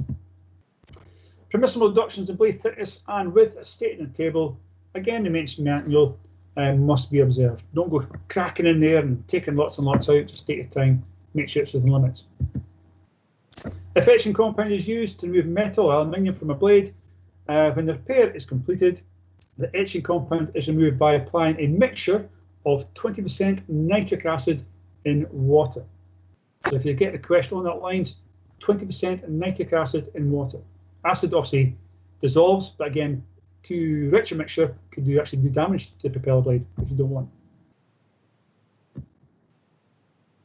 Here's a finish by polishing with very fine abrasive cloth, moving the paper in direction along the length of the blade. This makes sense there. After the propeller has been repaired, surface is required to be repainted, and the face of each blade should be painted accordingly. With 1 coat of zinc chromate primer and 2 coats of flat black lacquer, even from the 6-inch station to the tip. Back of the blade should have at least 4 inches of the tip painted with 1 coat of zinc chromate and 2 coats of a high visibility colour. Now the reason we put high visibility colour on there is also put it stationary doesn't do anything. You can see the tip of the blade. But when the blade's spinning fast, you get a stroboscopic effect. You'll just see, if it's a red tip, you'll just see a red line. And obviously at night time, very crucial, you can see what the blade is, you can hear it, but if you don't see it, potential injury could occur. So it's a good visual aid. Visual colour scheme of propeller may be duplicated design. Some you see white and black and that sort of thing. Some you see just red, whatever. Okay, various types of colours going on, some fancy ones. And when repairing bent blades, the thickness of the blade and the position of the damage must be taken into consideration. Doesn't matter what damage you find on the blade. If it's on the limit, well, to repair it, you're going to have to go past the limit. Well, if you go past the limit, you're just going to waste your time. So in that case, it's probably the case to take the propeller off, back to manufacturer. All severe surface damage to propeller blade must be reworked at the earliest opportunity. So if you find damage, don't let it go flying until you fix it, basically. However, minor flaws such as flecking are normally left to a blade overhaul period when a complete blade rework is carried. So if it's very, very minor, I'm just going to do, oops, sorry. Wait and come back there. Minor flaws, they might say, okay, we can live with that for the moment. Once we're going to take the blade off in a few hours anyway, we'll keep an eye on it, and then we can rework it, because it can take a long time to fix them. Sharp indentation scores, deep nicks can lead to propagation cracks. We've seen that already. Defects must be smooth and bent. In other words, we're making that propeller shape back to a normal aerofoil shape, smooth as possible, and painted as a corner. Crack detection using NDT methods must be carried out after blending. So you might have found a potential bit of damage. You've got some files now. Taking it, what I would suggest first before you actually, and it probably says in your maintenance manual anyway, is NDT it before you repair it. Clean it first, NDT it, because if you find a crack, NDT it, there's no point in repairing it. It's already cracked. But if you're going to spend an hour, maybe 2 hours or more, repairing this little bit of damage, then you can go NDT it and you find a crack, well, you've just wasted 2 to 3 hours. Okay. So NDT first, repair it if it's not cracked, and then NDT again, because you are putting stress on it. Corrosion and erosion. The corrosion repairs on all metal propeller blades, hubs, etc., composite blades are always carried in accordance with, again, your good old maintenance manual. Any metal removed will be subject to limitations, and the corrosion removal will be detailed in your propeller standard practice section of your propeller manual. Okay. Double check that one.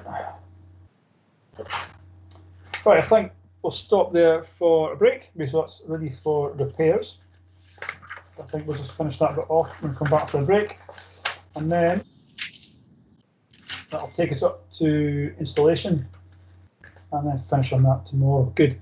Okay, guys, break again. We are on 10 past 3. Yeah, come back just after 1/2 Okay, and we'll finish off this section for today. Any questions so far? I'm waiting for Sandeep to say all good. All good, there he goes. Have you got that in a preset recording? Just press a button, all good.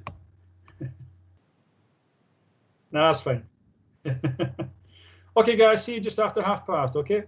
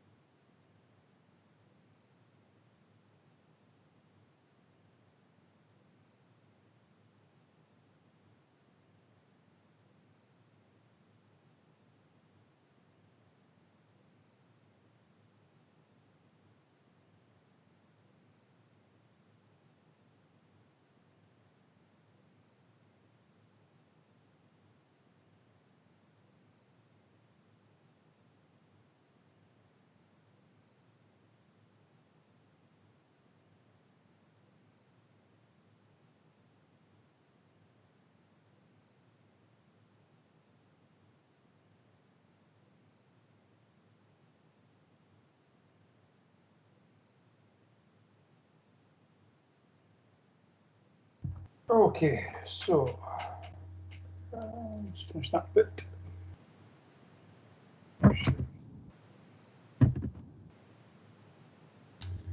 Okay.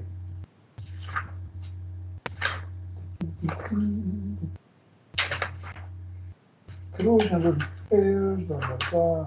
Okay, stripes done that one. Okay, we'll just finish this last bit off and then we'll move on to the next section. Typical lightning set repair, as I mentioned, again, depends on the surface of the blade is damaged. And this time, a repair of lightning damaged blade on a metal blade is similar to repair of a face of a camber damaged blade, except that it is 20 thou of an inch. Okay, extra metal is removed after elimination of the indentation. So very similar to the 10 thou, but it's double onyx this time. Okay, again, it's probably worth making a highlight in your books of these damages. See how it goes on from there. And the final depression after blend, including the 20 thou, must not exceed the reference table limits. So again, if in doubt, check your limits. Don't do anything until it sorts out. Okay. Camber limits, rework depth on the face of camber side is of a propeller blade is 40 thou, so a bit bigger. A reduction of blade thickness must not exceed 25% of the reworked area or the limitations detailed in the reference table, whichever is the least. So again, you check the damage. If you can repair it within 40 thou, if it's on 40 thou already, then you're pretty much at the limits. Damage must be blended out in all directions over at least 30 times the depth of the indentation. In other words, if you leave it right to the minimum, you've still got a stress point in there. So we have taken the stress point away. You've probably done things like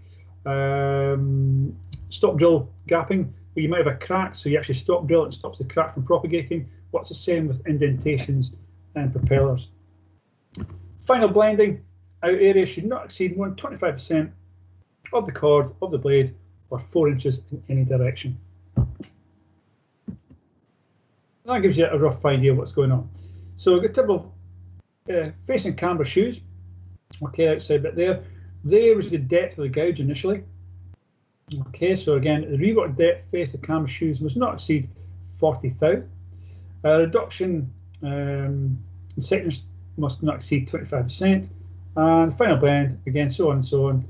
Again, so 30 times the depth of the rework. So the whatever depth that was, that actual final part is 30 times.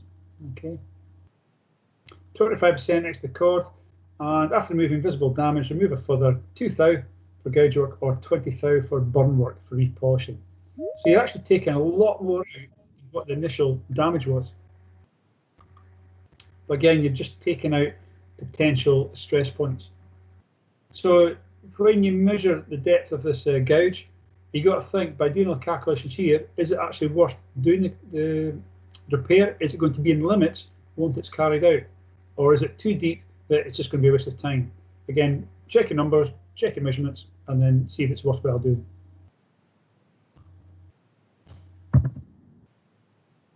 If this blending exceeds, again, the close proximity of de-icing overshoot, so you've got the rubber boots, if you're blending it close to that, about 1 inch or less, then it will be necessary to remove the shoe and to prevent damage. Okay. So after removing the visible damage, it's used to remove a further 2 thou of an inch to ensure the removal of any stress. 2 thou, it's a wafer thin, it's hardly anything at all, but just in case, take some risk there. Later damage in the from indentations in the blended area. The first repair does not necessarily mean that another 40 thou can be removed.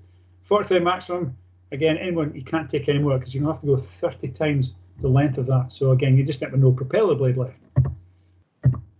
Reference table must be referred to each repair of the blade to ensure that excessive metal is not removed. Okay, so you don't go mad and get a big file in there and a hacksaw. It's got to be, you know, take care with it.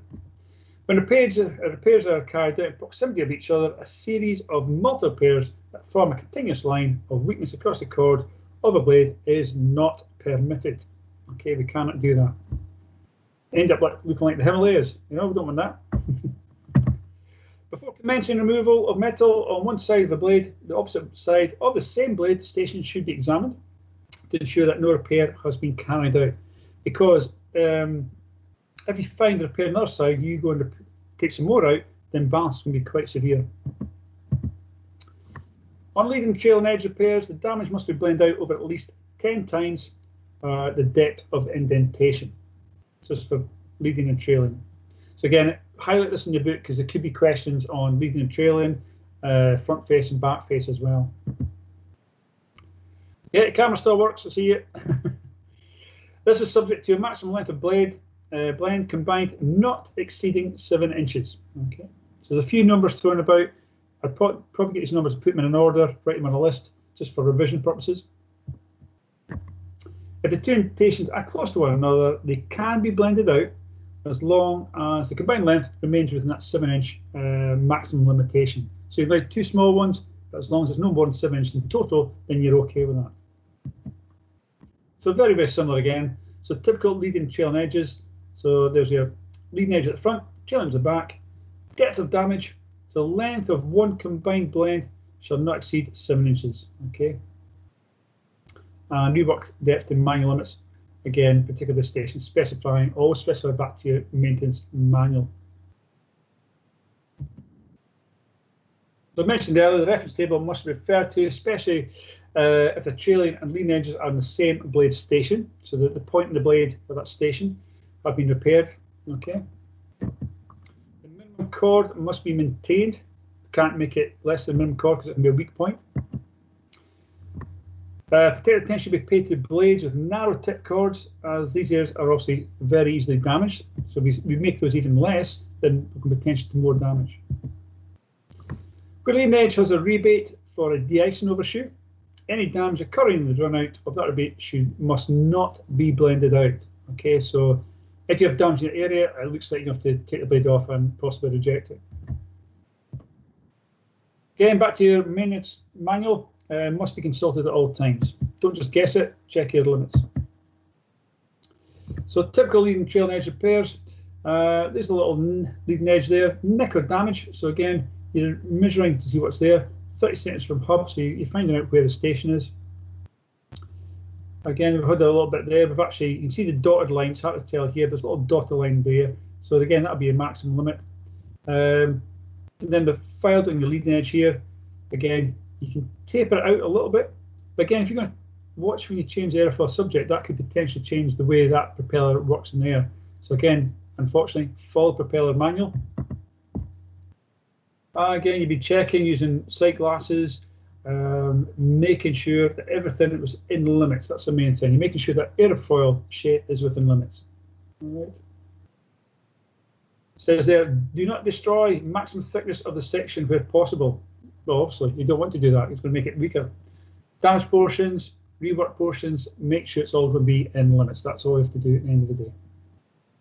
Hopefully, you do some specialist training, get some old blades to work on, and they'll teach you how to do all this. And again, you'll get limits, and that's the main thing. Make sure you are within your limits. Repairs to damaged de-icing overshoes or boots.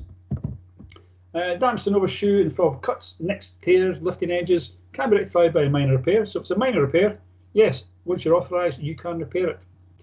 It's electrically serviceable and the blade beneath the overshoe has not suffered any damage.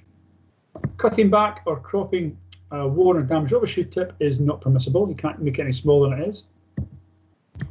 Damaged, worn or missing anti-erosion strips fit along the overshoe or blade leading edges must be renewed as a minor repair. So again, you can be authorised to do that.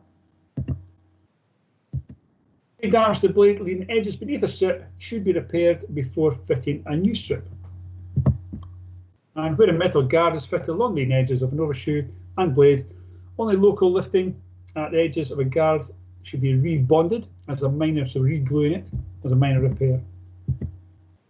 Repair methods to be adopted. The nature of the work involved depend largely on the extent of the damage of the overshoe. So you've got to take that into account. Is it repairable or is it not repairable? Okay. Repair schemes, materials used, again, check with your relevant manual, relevant type propeller, and all that good stuff. Some cases, you'll have primers, cements, the glue, the sealing paints, anti-erosion strips, and general materials for carrying out minor repairs will actually come as a kit. Usually, the aircraft you're working on will have dedicated kits for, say, engine changes, hydraulic things, and so on. propellers will have dedicated kits for repairs, minor repairs and so on. So these should be up to date as well. So general repairs, methods of de-icing overshoes. Cleansing agents are highly flammable, so again be careful, and toxic, so again PPE. Clean should therefore be carried out in a well-ventilated area, free from excessive heat, sparks or open flames, and prolonged exposure to fumes. Just remember the volatility of these, especially in a hot environment like yourselves. In the afternoon, it gets very hot. The volatility of this vapour will become very flammable. After surfaces have been cleaned and specified primer and cement applied, they must not be contaminated by foreign matter or moisture of any kind. So you mix it just before you go and use it. Ensure that moisture is not trapped under repairs. All damaged areas must be completely dried before. Common sense there, yeah. Again, you'll be following all the procedures in your maintenance manual and step by step. After cleaning, allow sufficient time to elapse ensuring that cleaning agent has evaporated before applying the bonding medium to the surface. It's like a contact adhesive. You've maybe used some sort of stuff before, where you apply it on wet, you let it get dry and a little tacky, and then you put it together, you press it together, and it comes a contact adhesive. But if you put it on as a liquid and try and glue it, it will stick, but it will peel off very easily. So there's a certain amount of time where the mixture will dry out to a point you can use it as contact, but don't let it dry out too much where it won't contact. Again, it all comes down to practice and experience. If you've got an anti-erosion components being initially fitted to lean edges of painted blades, the paint should be removed from the relevant area and specified paint remover. And also, sealing paint must be removed from overshoots before initially fitting anti-erosion components. When overshoe is split, worn or lifted at the edges, it should be carefully pegged back. Again, don't put too much force on it. At the damaged portion and expose the area of the blade, carefully inspected for corrosion. Because it has lifted back, the moisture has got in there, and potentially maybe some debris has got in there as well. Any light corrosion with exposed area may be cleaned out and reworked of the blade blended, again adjacent in accordance with your blade repair manual. Exposed metal surface, if necessary, the undersurface of those shoes should be cleaned with a good suitable cleansing agent and allowed to dry, again rebonded to the blade. So you might have to replace the shoe. You just actually clean it and rebond it there. Again, if there's corrosion excessive or extends beyond limits of a shoe, it should be removed and reworked accordingly. Primer should be applied and the new overshoe bonded to the blade. And the cement you're using, specified for a pair of shoes, and the complete bonding may vary between a ready-to-use type, so you've got a quick-acting and a slow-acting. Now, the quick-acting maybe in a colder environment, whereas if you use it in a hot environment, it's going off really quick. So you need to make sure you know which one you're using. Okay, a rapid one, because if you use the later one, you might have to run out of time. Details of cement specification and the mixing procedure, again, good old maintenance manual. Following notes though, drying time should be correct in relation to the local temperature and humidity. So if you use a quick drying cement and it's a really hot day, you need to check the temperature because it might go off in 5 minutes, 10 minutes, or whatever it is. Okay, so please make sure you follow the instructions. Bonded fish and cement should be tested before final application. And a typical test is carried by first preparing one surface of duralumin test plate in a similar manner to the actual surface of the blade, and also the surface of 1 inch wide strip of rubber cut. So you're making a test piece. So you make a scrap bit of metal that's the same sort of component and material as your blade, and a little bit of overshoe, and you'll cement that one and you use that as a test piece. Cement is applied to both surfaces, so the actual repair you carry out, and also to your test piece, and allow the specific amount of time to dry. Then you press them together, contact them, test plate firmly mounted on a bench so that the test strip is in the vertical position.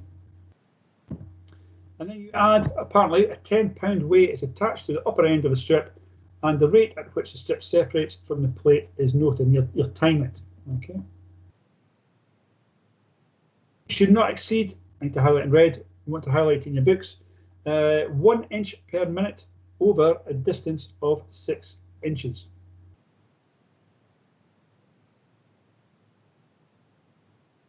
Okay, so the time and the distance should not exceed that. Cements have a certain pot life, roughly about 2 hours, depending on the environment you work in, the moisture in that as well. So you've only got a small amount of time to actually work with it. Don't mix them and come back the next day and use it, it'll be off. Okay, small slits or nicks are normally repaired by applying cement on the edges and allowing it to become tacky. The edges should be pressed and firmly together. A bandage made of a thin rubber strip and a soft pliable pad may be used to apply pressure at the local areas without obviously gluing it together. This cannot be repaired in the manner described, or where small portions of rubber are missing. Repairs must be carried out by using a filler paste, which is made up of a mixing rubber dust with an epoxy adhesive. Actually grating some of the rubber from the actual material, mix it with epoxy resin, so make a little recipe up there and actually push that in, and that becomes the filler. After removing all the loose and damaged rubber from the area, and after a good cleaning, the paste will be worked into by means of a suitable spatula, so you smooth it back in there.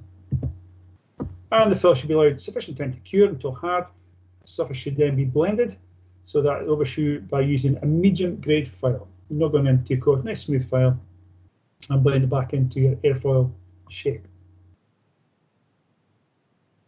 Okay, finished off with a fine grade silicon carbide paper. It hardly feels like it's rubbing anything at all. We used to call it what's called a micro mesh. A very, very fine grade of emery paper, if you want to call it that way. Same sort of thing as that. Again, you'll have hopefully some of that in your stores. Before fitting the overshoe, the bonding of the blade should be masked off. All traceable cement primer removed, obviously. And again, from the working area with a stiff brush and specified clean agent, sometimes MEK or something suitable as well. If you are going to use this sort of stuff, it's very potent. Please make sure you have your PPE, your mask on and that sort of thing. I think we're all used to using masks now with COVID, so hopefully we're used to fixing propeller blades. Bonded area should be finely cleaned with a lint-free cloth soaked in clean agent and allowed to dry. Don't rub it back and forward with the cloth. Use nice swipes so you don't contaminate the surface again.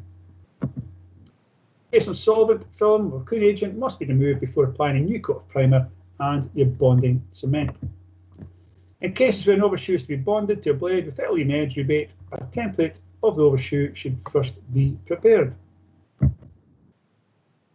After cleaning the blade, the template should be then laid over the area to be occupied by the overshoe with its centre line coincident so that the blade leading edge and the border of the bonding lead bonding area marked out with a soft crane. Something you can mark out, but it doesn't affect the material.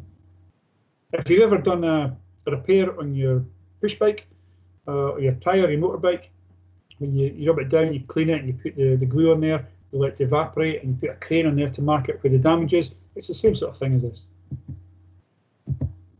Prior to applying cement to the bonding surface of this overshoe, the surface should be brushed with a fine steel brush and clean with specified. So we're going to rough the surface up a little bit. It just helps adhere the cement to the surface.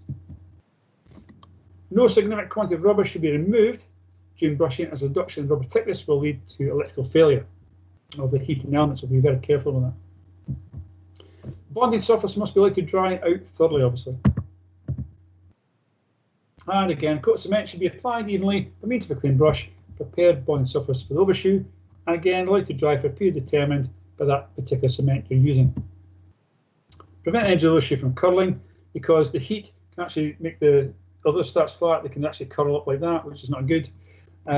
Masking tape could be placed on, that'll keep it from curling up, especially when it's drying out. And then the tape should be removed before installing the overshoe. Once positioned, correct radial distance and with its centre line, consistent with that the blade leading edge, and a sheeting such as the PVC may be interposed between the flanks of the overshoe and the blade to prevent premature adhesion of the bonding surfaces. And then you're working from the leading edge towards the flanks of a roller, basically a little roller, and you're just pushing it on there, and what you're doing, you help to expel the air and obviously bonding to it as well. But we don't want any air in there because it'll just delaminate. Any puckering, wrinkling, or excess is not smooth at all, should be worked out smoothly and carefully. Don't press too hard, but press firmly, but without damaging it. Excess of adhesive, which may have been rolled out, should be removed with a cloth moistened with a solvent, but just only an amount, don't go soaking in there. Metal wooden rollers should not be used for the purpose of pressing overshoes into contact with blades, as damage could be caused to the wire heating elements. Cement should be allowed sufficient time to cure. Again, you have to follow the procedures. Typical period is 24 hours at a minimum temperature of 20 degrees. Maybe worth highlighting that one.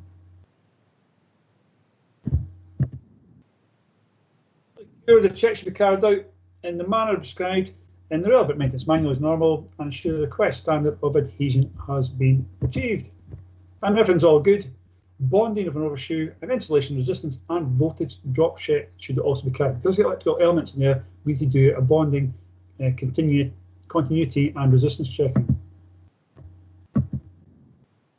Brush and slip rings, special measuring gauges are provided in some brush gear assemblies and these should always be used. Brushes worn beyond limits must be replaced by new ones together with new brush springs. Before fitting a brush, the brush holder must be thoroughly cleaned with a dry cloth or a small spiral brush. Solvents must not be used. Brushes should be free to slide in the respective holder and particular attention should be paid to the precise location with respect to each other. And sometimes a means of positive identification is also provided to make it easier. For example, one typical system, the brushes have a chamfered corner, so there's a little round part on them. It must be nearest to the centre of the brush holder when the brushes are in the correct position. So one side might be flat, the other side might have a chamfer on it. It just helps with the rotation as going round. They are fragile, they're carbon brushes, and care must be taken to avoid placing any side loads on them during installation. They're very easily broken. So when a new, now this is one you may take note of as well, when a new brush has been fitted, at least 80% of the face must make contact with the slip ring. So highlight that one. At least 80% of the brush must be in contact with the ring. So if you're not fitted correctly at slight angle, you want to get as flat on as possible, at least 80%. Typical method check that is inspect and note the appearance of the brush face. Ensure the brush is correctly positioned in its holder and hold it secure. Yeah. Turn the propeller by hand for several revolutions, and also be careful, make sure power is off and all that. Remove the brush and examine the contact area, which will be apparent from the changed appearance of the brush face, so you can actually calculate by measurement. Whenever a brush block or pack assembly has been fitted, the alignment of the brushes with the slip ring and also clearance between the main body and brush should be checked through a complete revolution of the propeller. And likewise, if clearance aren't there, the brush block should be repositioned when it's mounting in a more appropriate manner to get the contact. Okay. Installation shims are provided for adjustment purposes. When a brush block or pack assembly is removed, the shims must be retained with the assembly. So be very careful. The shims are just very, very thin washers. Okay, if you drop them, don't lose them. Keep them with the pack because when it goes back on, because they have taken up the back space. Brush packs propellers used with certain types of turboprop engine are individually weight balanced on initial assembly. So when installing and removing such packs, make sure not to interchange them with the different parts because you might have to rebalance as well. Allow the brush bedding to take place before heating current is applied. So basically, we'll start and don't turn on the anti-icing or de-icing system. Allow it to bed in. Okay, make sure it's got proper contact. Once it's bedded in, then you can check the system. Slip rings should be checked for security of attachment, coloration, obviously contamination, etc. And insulation filing fitted between the slip rings of certain types of propeller should also be inspected for separation from the slip rings. If there's a defect of my nature, repair should be carried out in the manner prescribed. Again, in maintenance manual, again, you could be authorised to do that. And completion of repair, an insulation resistance test must be carried out. So get your multimeter out and you're going to do an insulation and resistance test. Dirty slip rings should be cleaned by wiping a lint-free cloth, moistened with white spirit, or by spraying with specific cleaning fluid as appropriate. Again, allow it to dry. Operation is completed using a clean, soft, lint-free cloth. Then we're going to do what's called a shock load, or what's typically called a run-out check. Check is concentricity check of propeller shaft, usually carried out after heavy landing or impact. Now, I just want to double check I've not missed in your books, because it does change a little bit.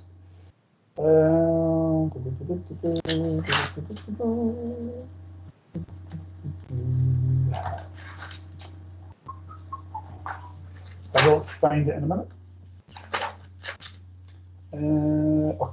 Just remind you to check the continuity thing. I've got a question for you, one of your questions, and I'll just double check it is within the book. Okay, right, we're going to do what's called a load, shock load, or run out check. So a heavy landing, if you get a heavy landing, it could damage the bearings, it could damage the cones and that sort of thing. You need to check your run out is your side play, okay, the play within the shaft. But to carry out this check effectively, the propeller is removed from the shaft. So we take the propeller off. Now, if you take the propeller off, the propeller itself weighs quite a bit. So any weight in there has to be pretended to be put back on there. So what we do, we hang a weight off the shaft to take up the backlash, because if you move the shaft, you will get a little bit of play back and forward, up and down, I should say.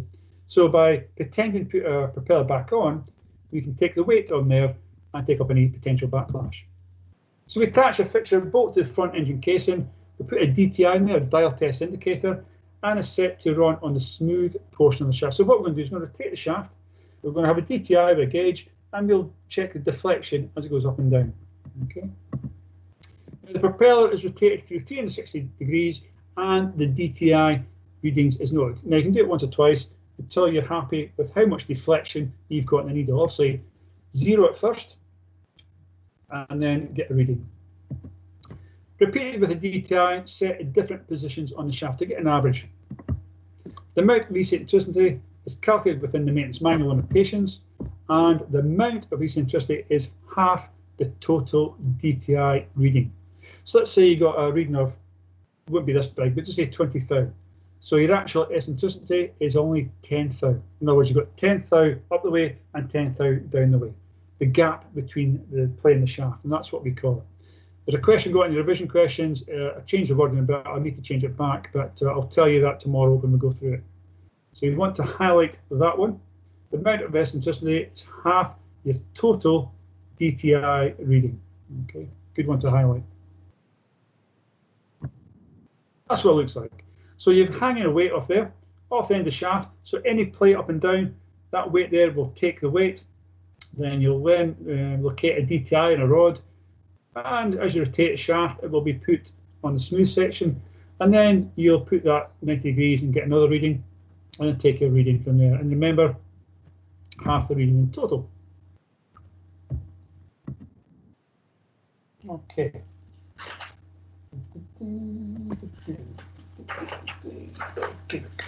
Right, so manufacturers, special instructions. Manufacturers of propellers may issue from time to time instructions dealing with detection and rectification of faults which are known to exist on particular types of propellers. All right. I'm just going to check something first. That's section 3, special instructions. Yeah. Okay.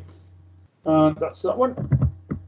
These instructions are often issued in the form of service bulletins and usually come out on a Friday when things go wrong, just when you're trying to finish off work.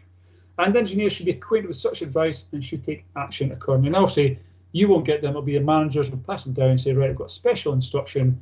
We need to figure something out with a fault. It's not a common fault. Something's happened to a propeller that's not normally happened, or there could be a new type of propeller brought out, and for something it's failing. Is it getting over torque? The numbers could be wrong. It could be a lot of things. We still have an our aircraft as well. Something would happen, never happened before, and we have to go and do special checks on it. So special instructions as directed by the aircraft company. Okay. So section 4, we're going to leave that until tomorrow. That will finish off there. I won't start that one today, but what I will find, if you go back into your books, I want to find, let me find, can't find, where is it now?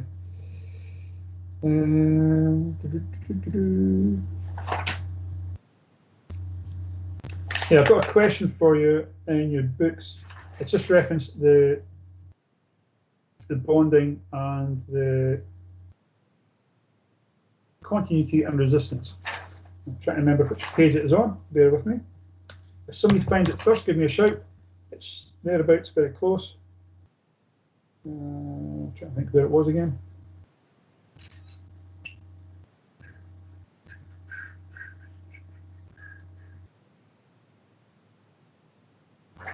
I will find it. I'll I'll find out tonight and go through the book. Have you managed to get the questions that I sent to Sanjeev? Have you all managed to get those yet? Yes, we have got it. All right, okay. I think it's question number next 23, I think, remember right. I'll mention it tomorrow. I'll dig out tonight. I'll highlight the bit I want to go through with you. But tomorrow, we've only got section 4 left, so that won't take long at all.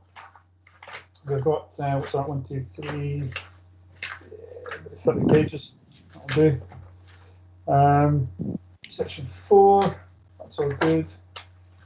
Happy days there. Finishing that one. Oh no, I found it, yeah, so it's later on, it's 135, yeah. It's okay, I've got it highlighted there. That's the book. Okay, I think that's probably a decent point to finish for today. Shall I go and forward that one? Let's see, I don't go much further forward on that one.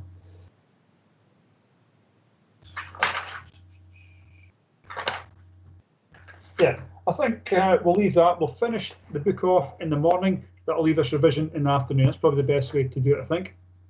You've had enough information from me today. Have you got any questions yourself you'd like to go through? Anybody got any questions? So I think I'll leave that bit to tomorrow.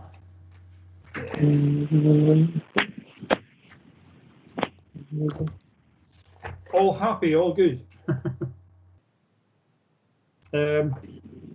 We'll be more happy if we What's get that? more revision question. Yeah, you'll get more revision tomorrow, don't worry. Those questions you've got there, we've not covered everything there because we're going to finish some part tomorrow morning. And then what I've done, I've put those questions on the PowerPoint individually. We'll go through all those questions and we'll recap we'll finish this before lunchtime. Recap in the afternoon, all those questions.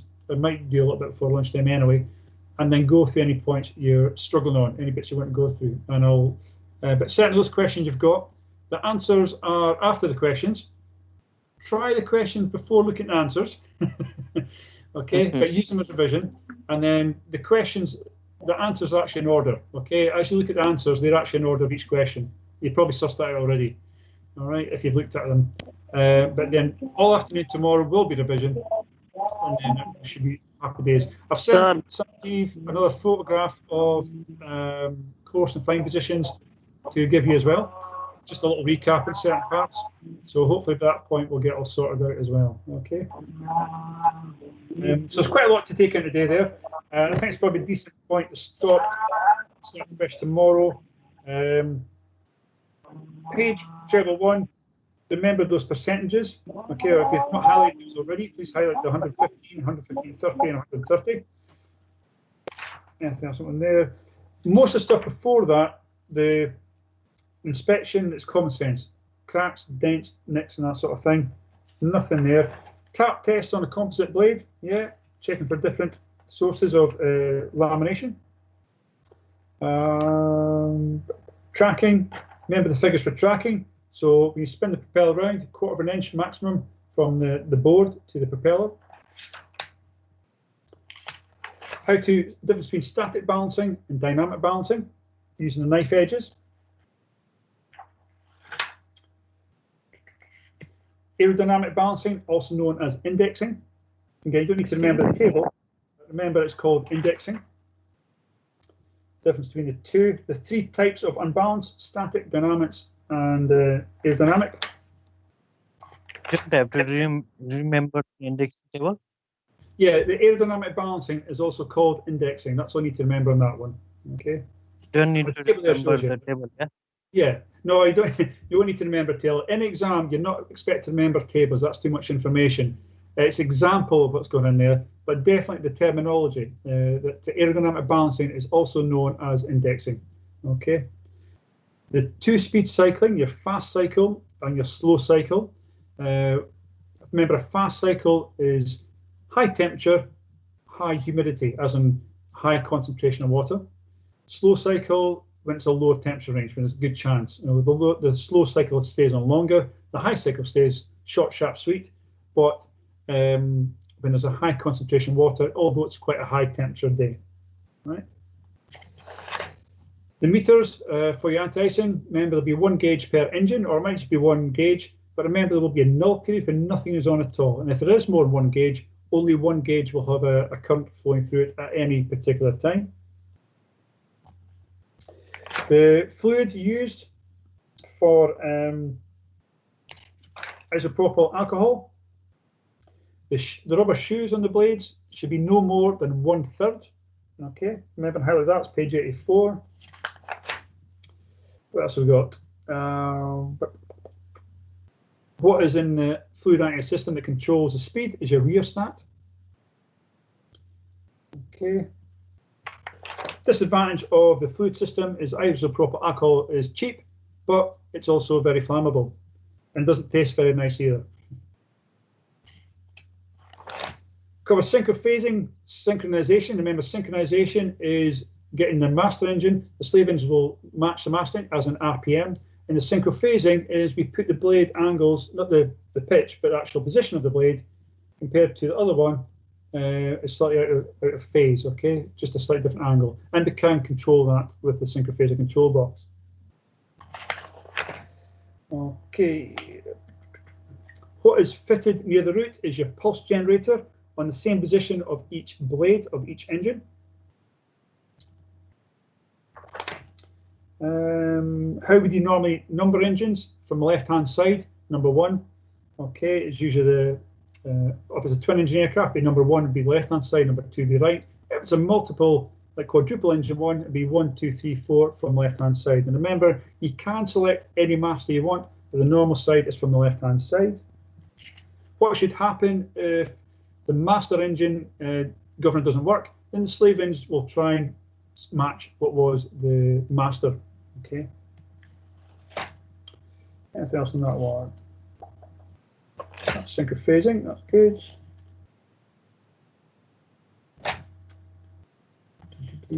Beta range, I've done that. FADEC, okay. What would happen if FADEC failed when governing an engine? What would take over? Anybody? Sorry, what was the question? If we've got propeller overspeed protection. Now, normally on the new engines, it's the FADEC that's ruling everything. It's the brains, the computer of the engine. But what happens if the FADEC fails? We lose power or something like that. What will prevent our propeller from overspeeding? Overspeed governor. Yeah, simple as that. Overspeed governor. It does what it says on the tin, yeah? And you've also got a test switch on there. We can pretend that it has overspeed. Again, classic centrifugal weights, lifting the valve up, should it sense that, and it will keep it in a low speed should be required. Okay, anything there? No. I will highlight some more stuff in my book just in case I've forgotten it to pass on to you, but this is most of the main stuff. Okay, what do we call the range and reverse thrust? What's that name called?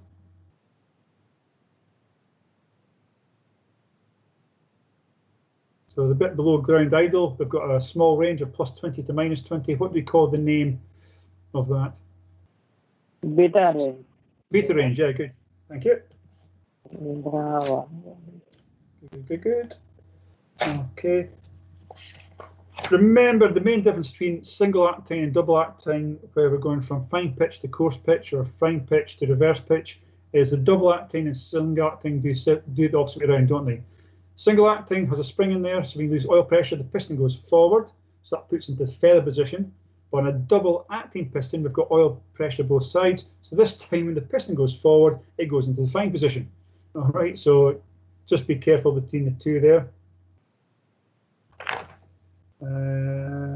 Okay, that's all right. Components you might find in a fairing system, your pump and that sort of thing. The Planck formula. What does Planck stand for? What does P mean?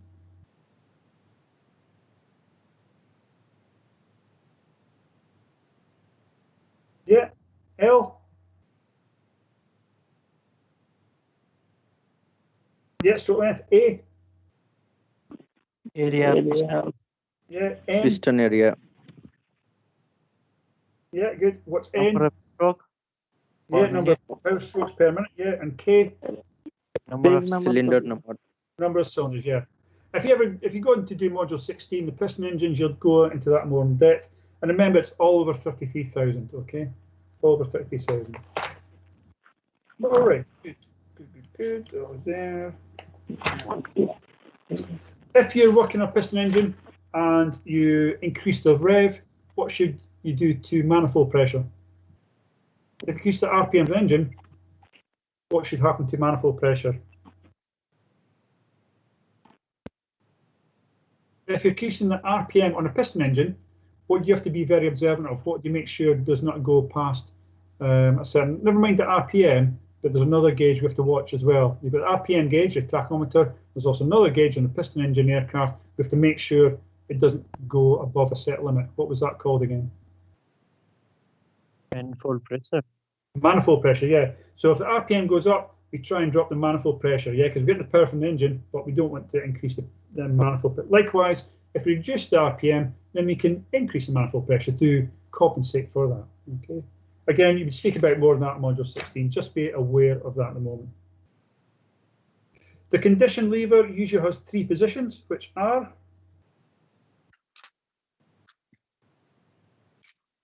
the condition lever.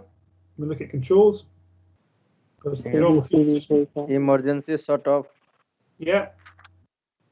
Low power and high RPM. Yeah, low and high RPM. Good. All right. Which type of engine would have a single control lever?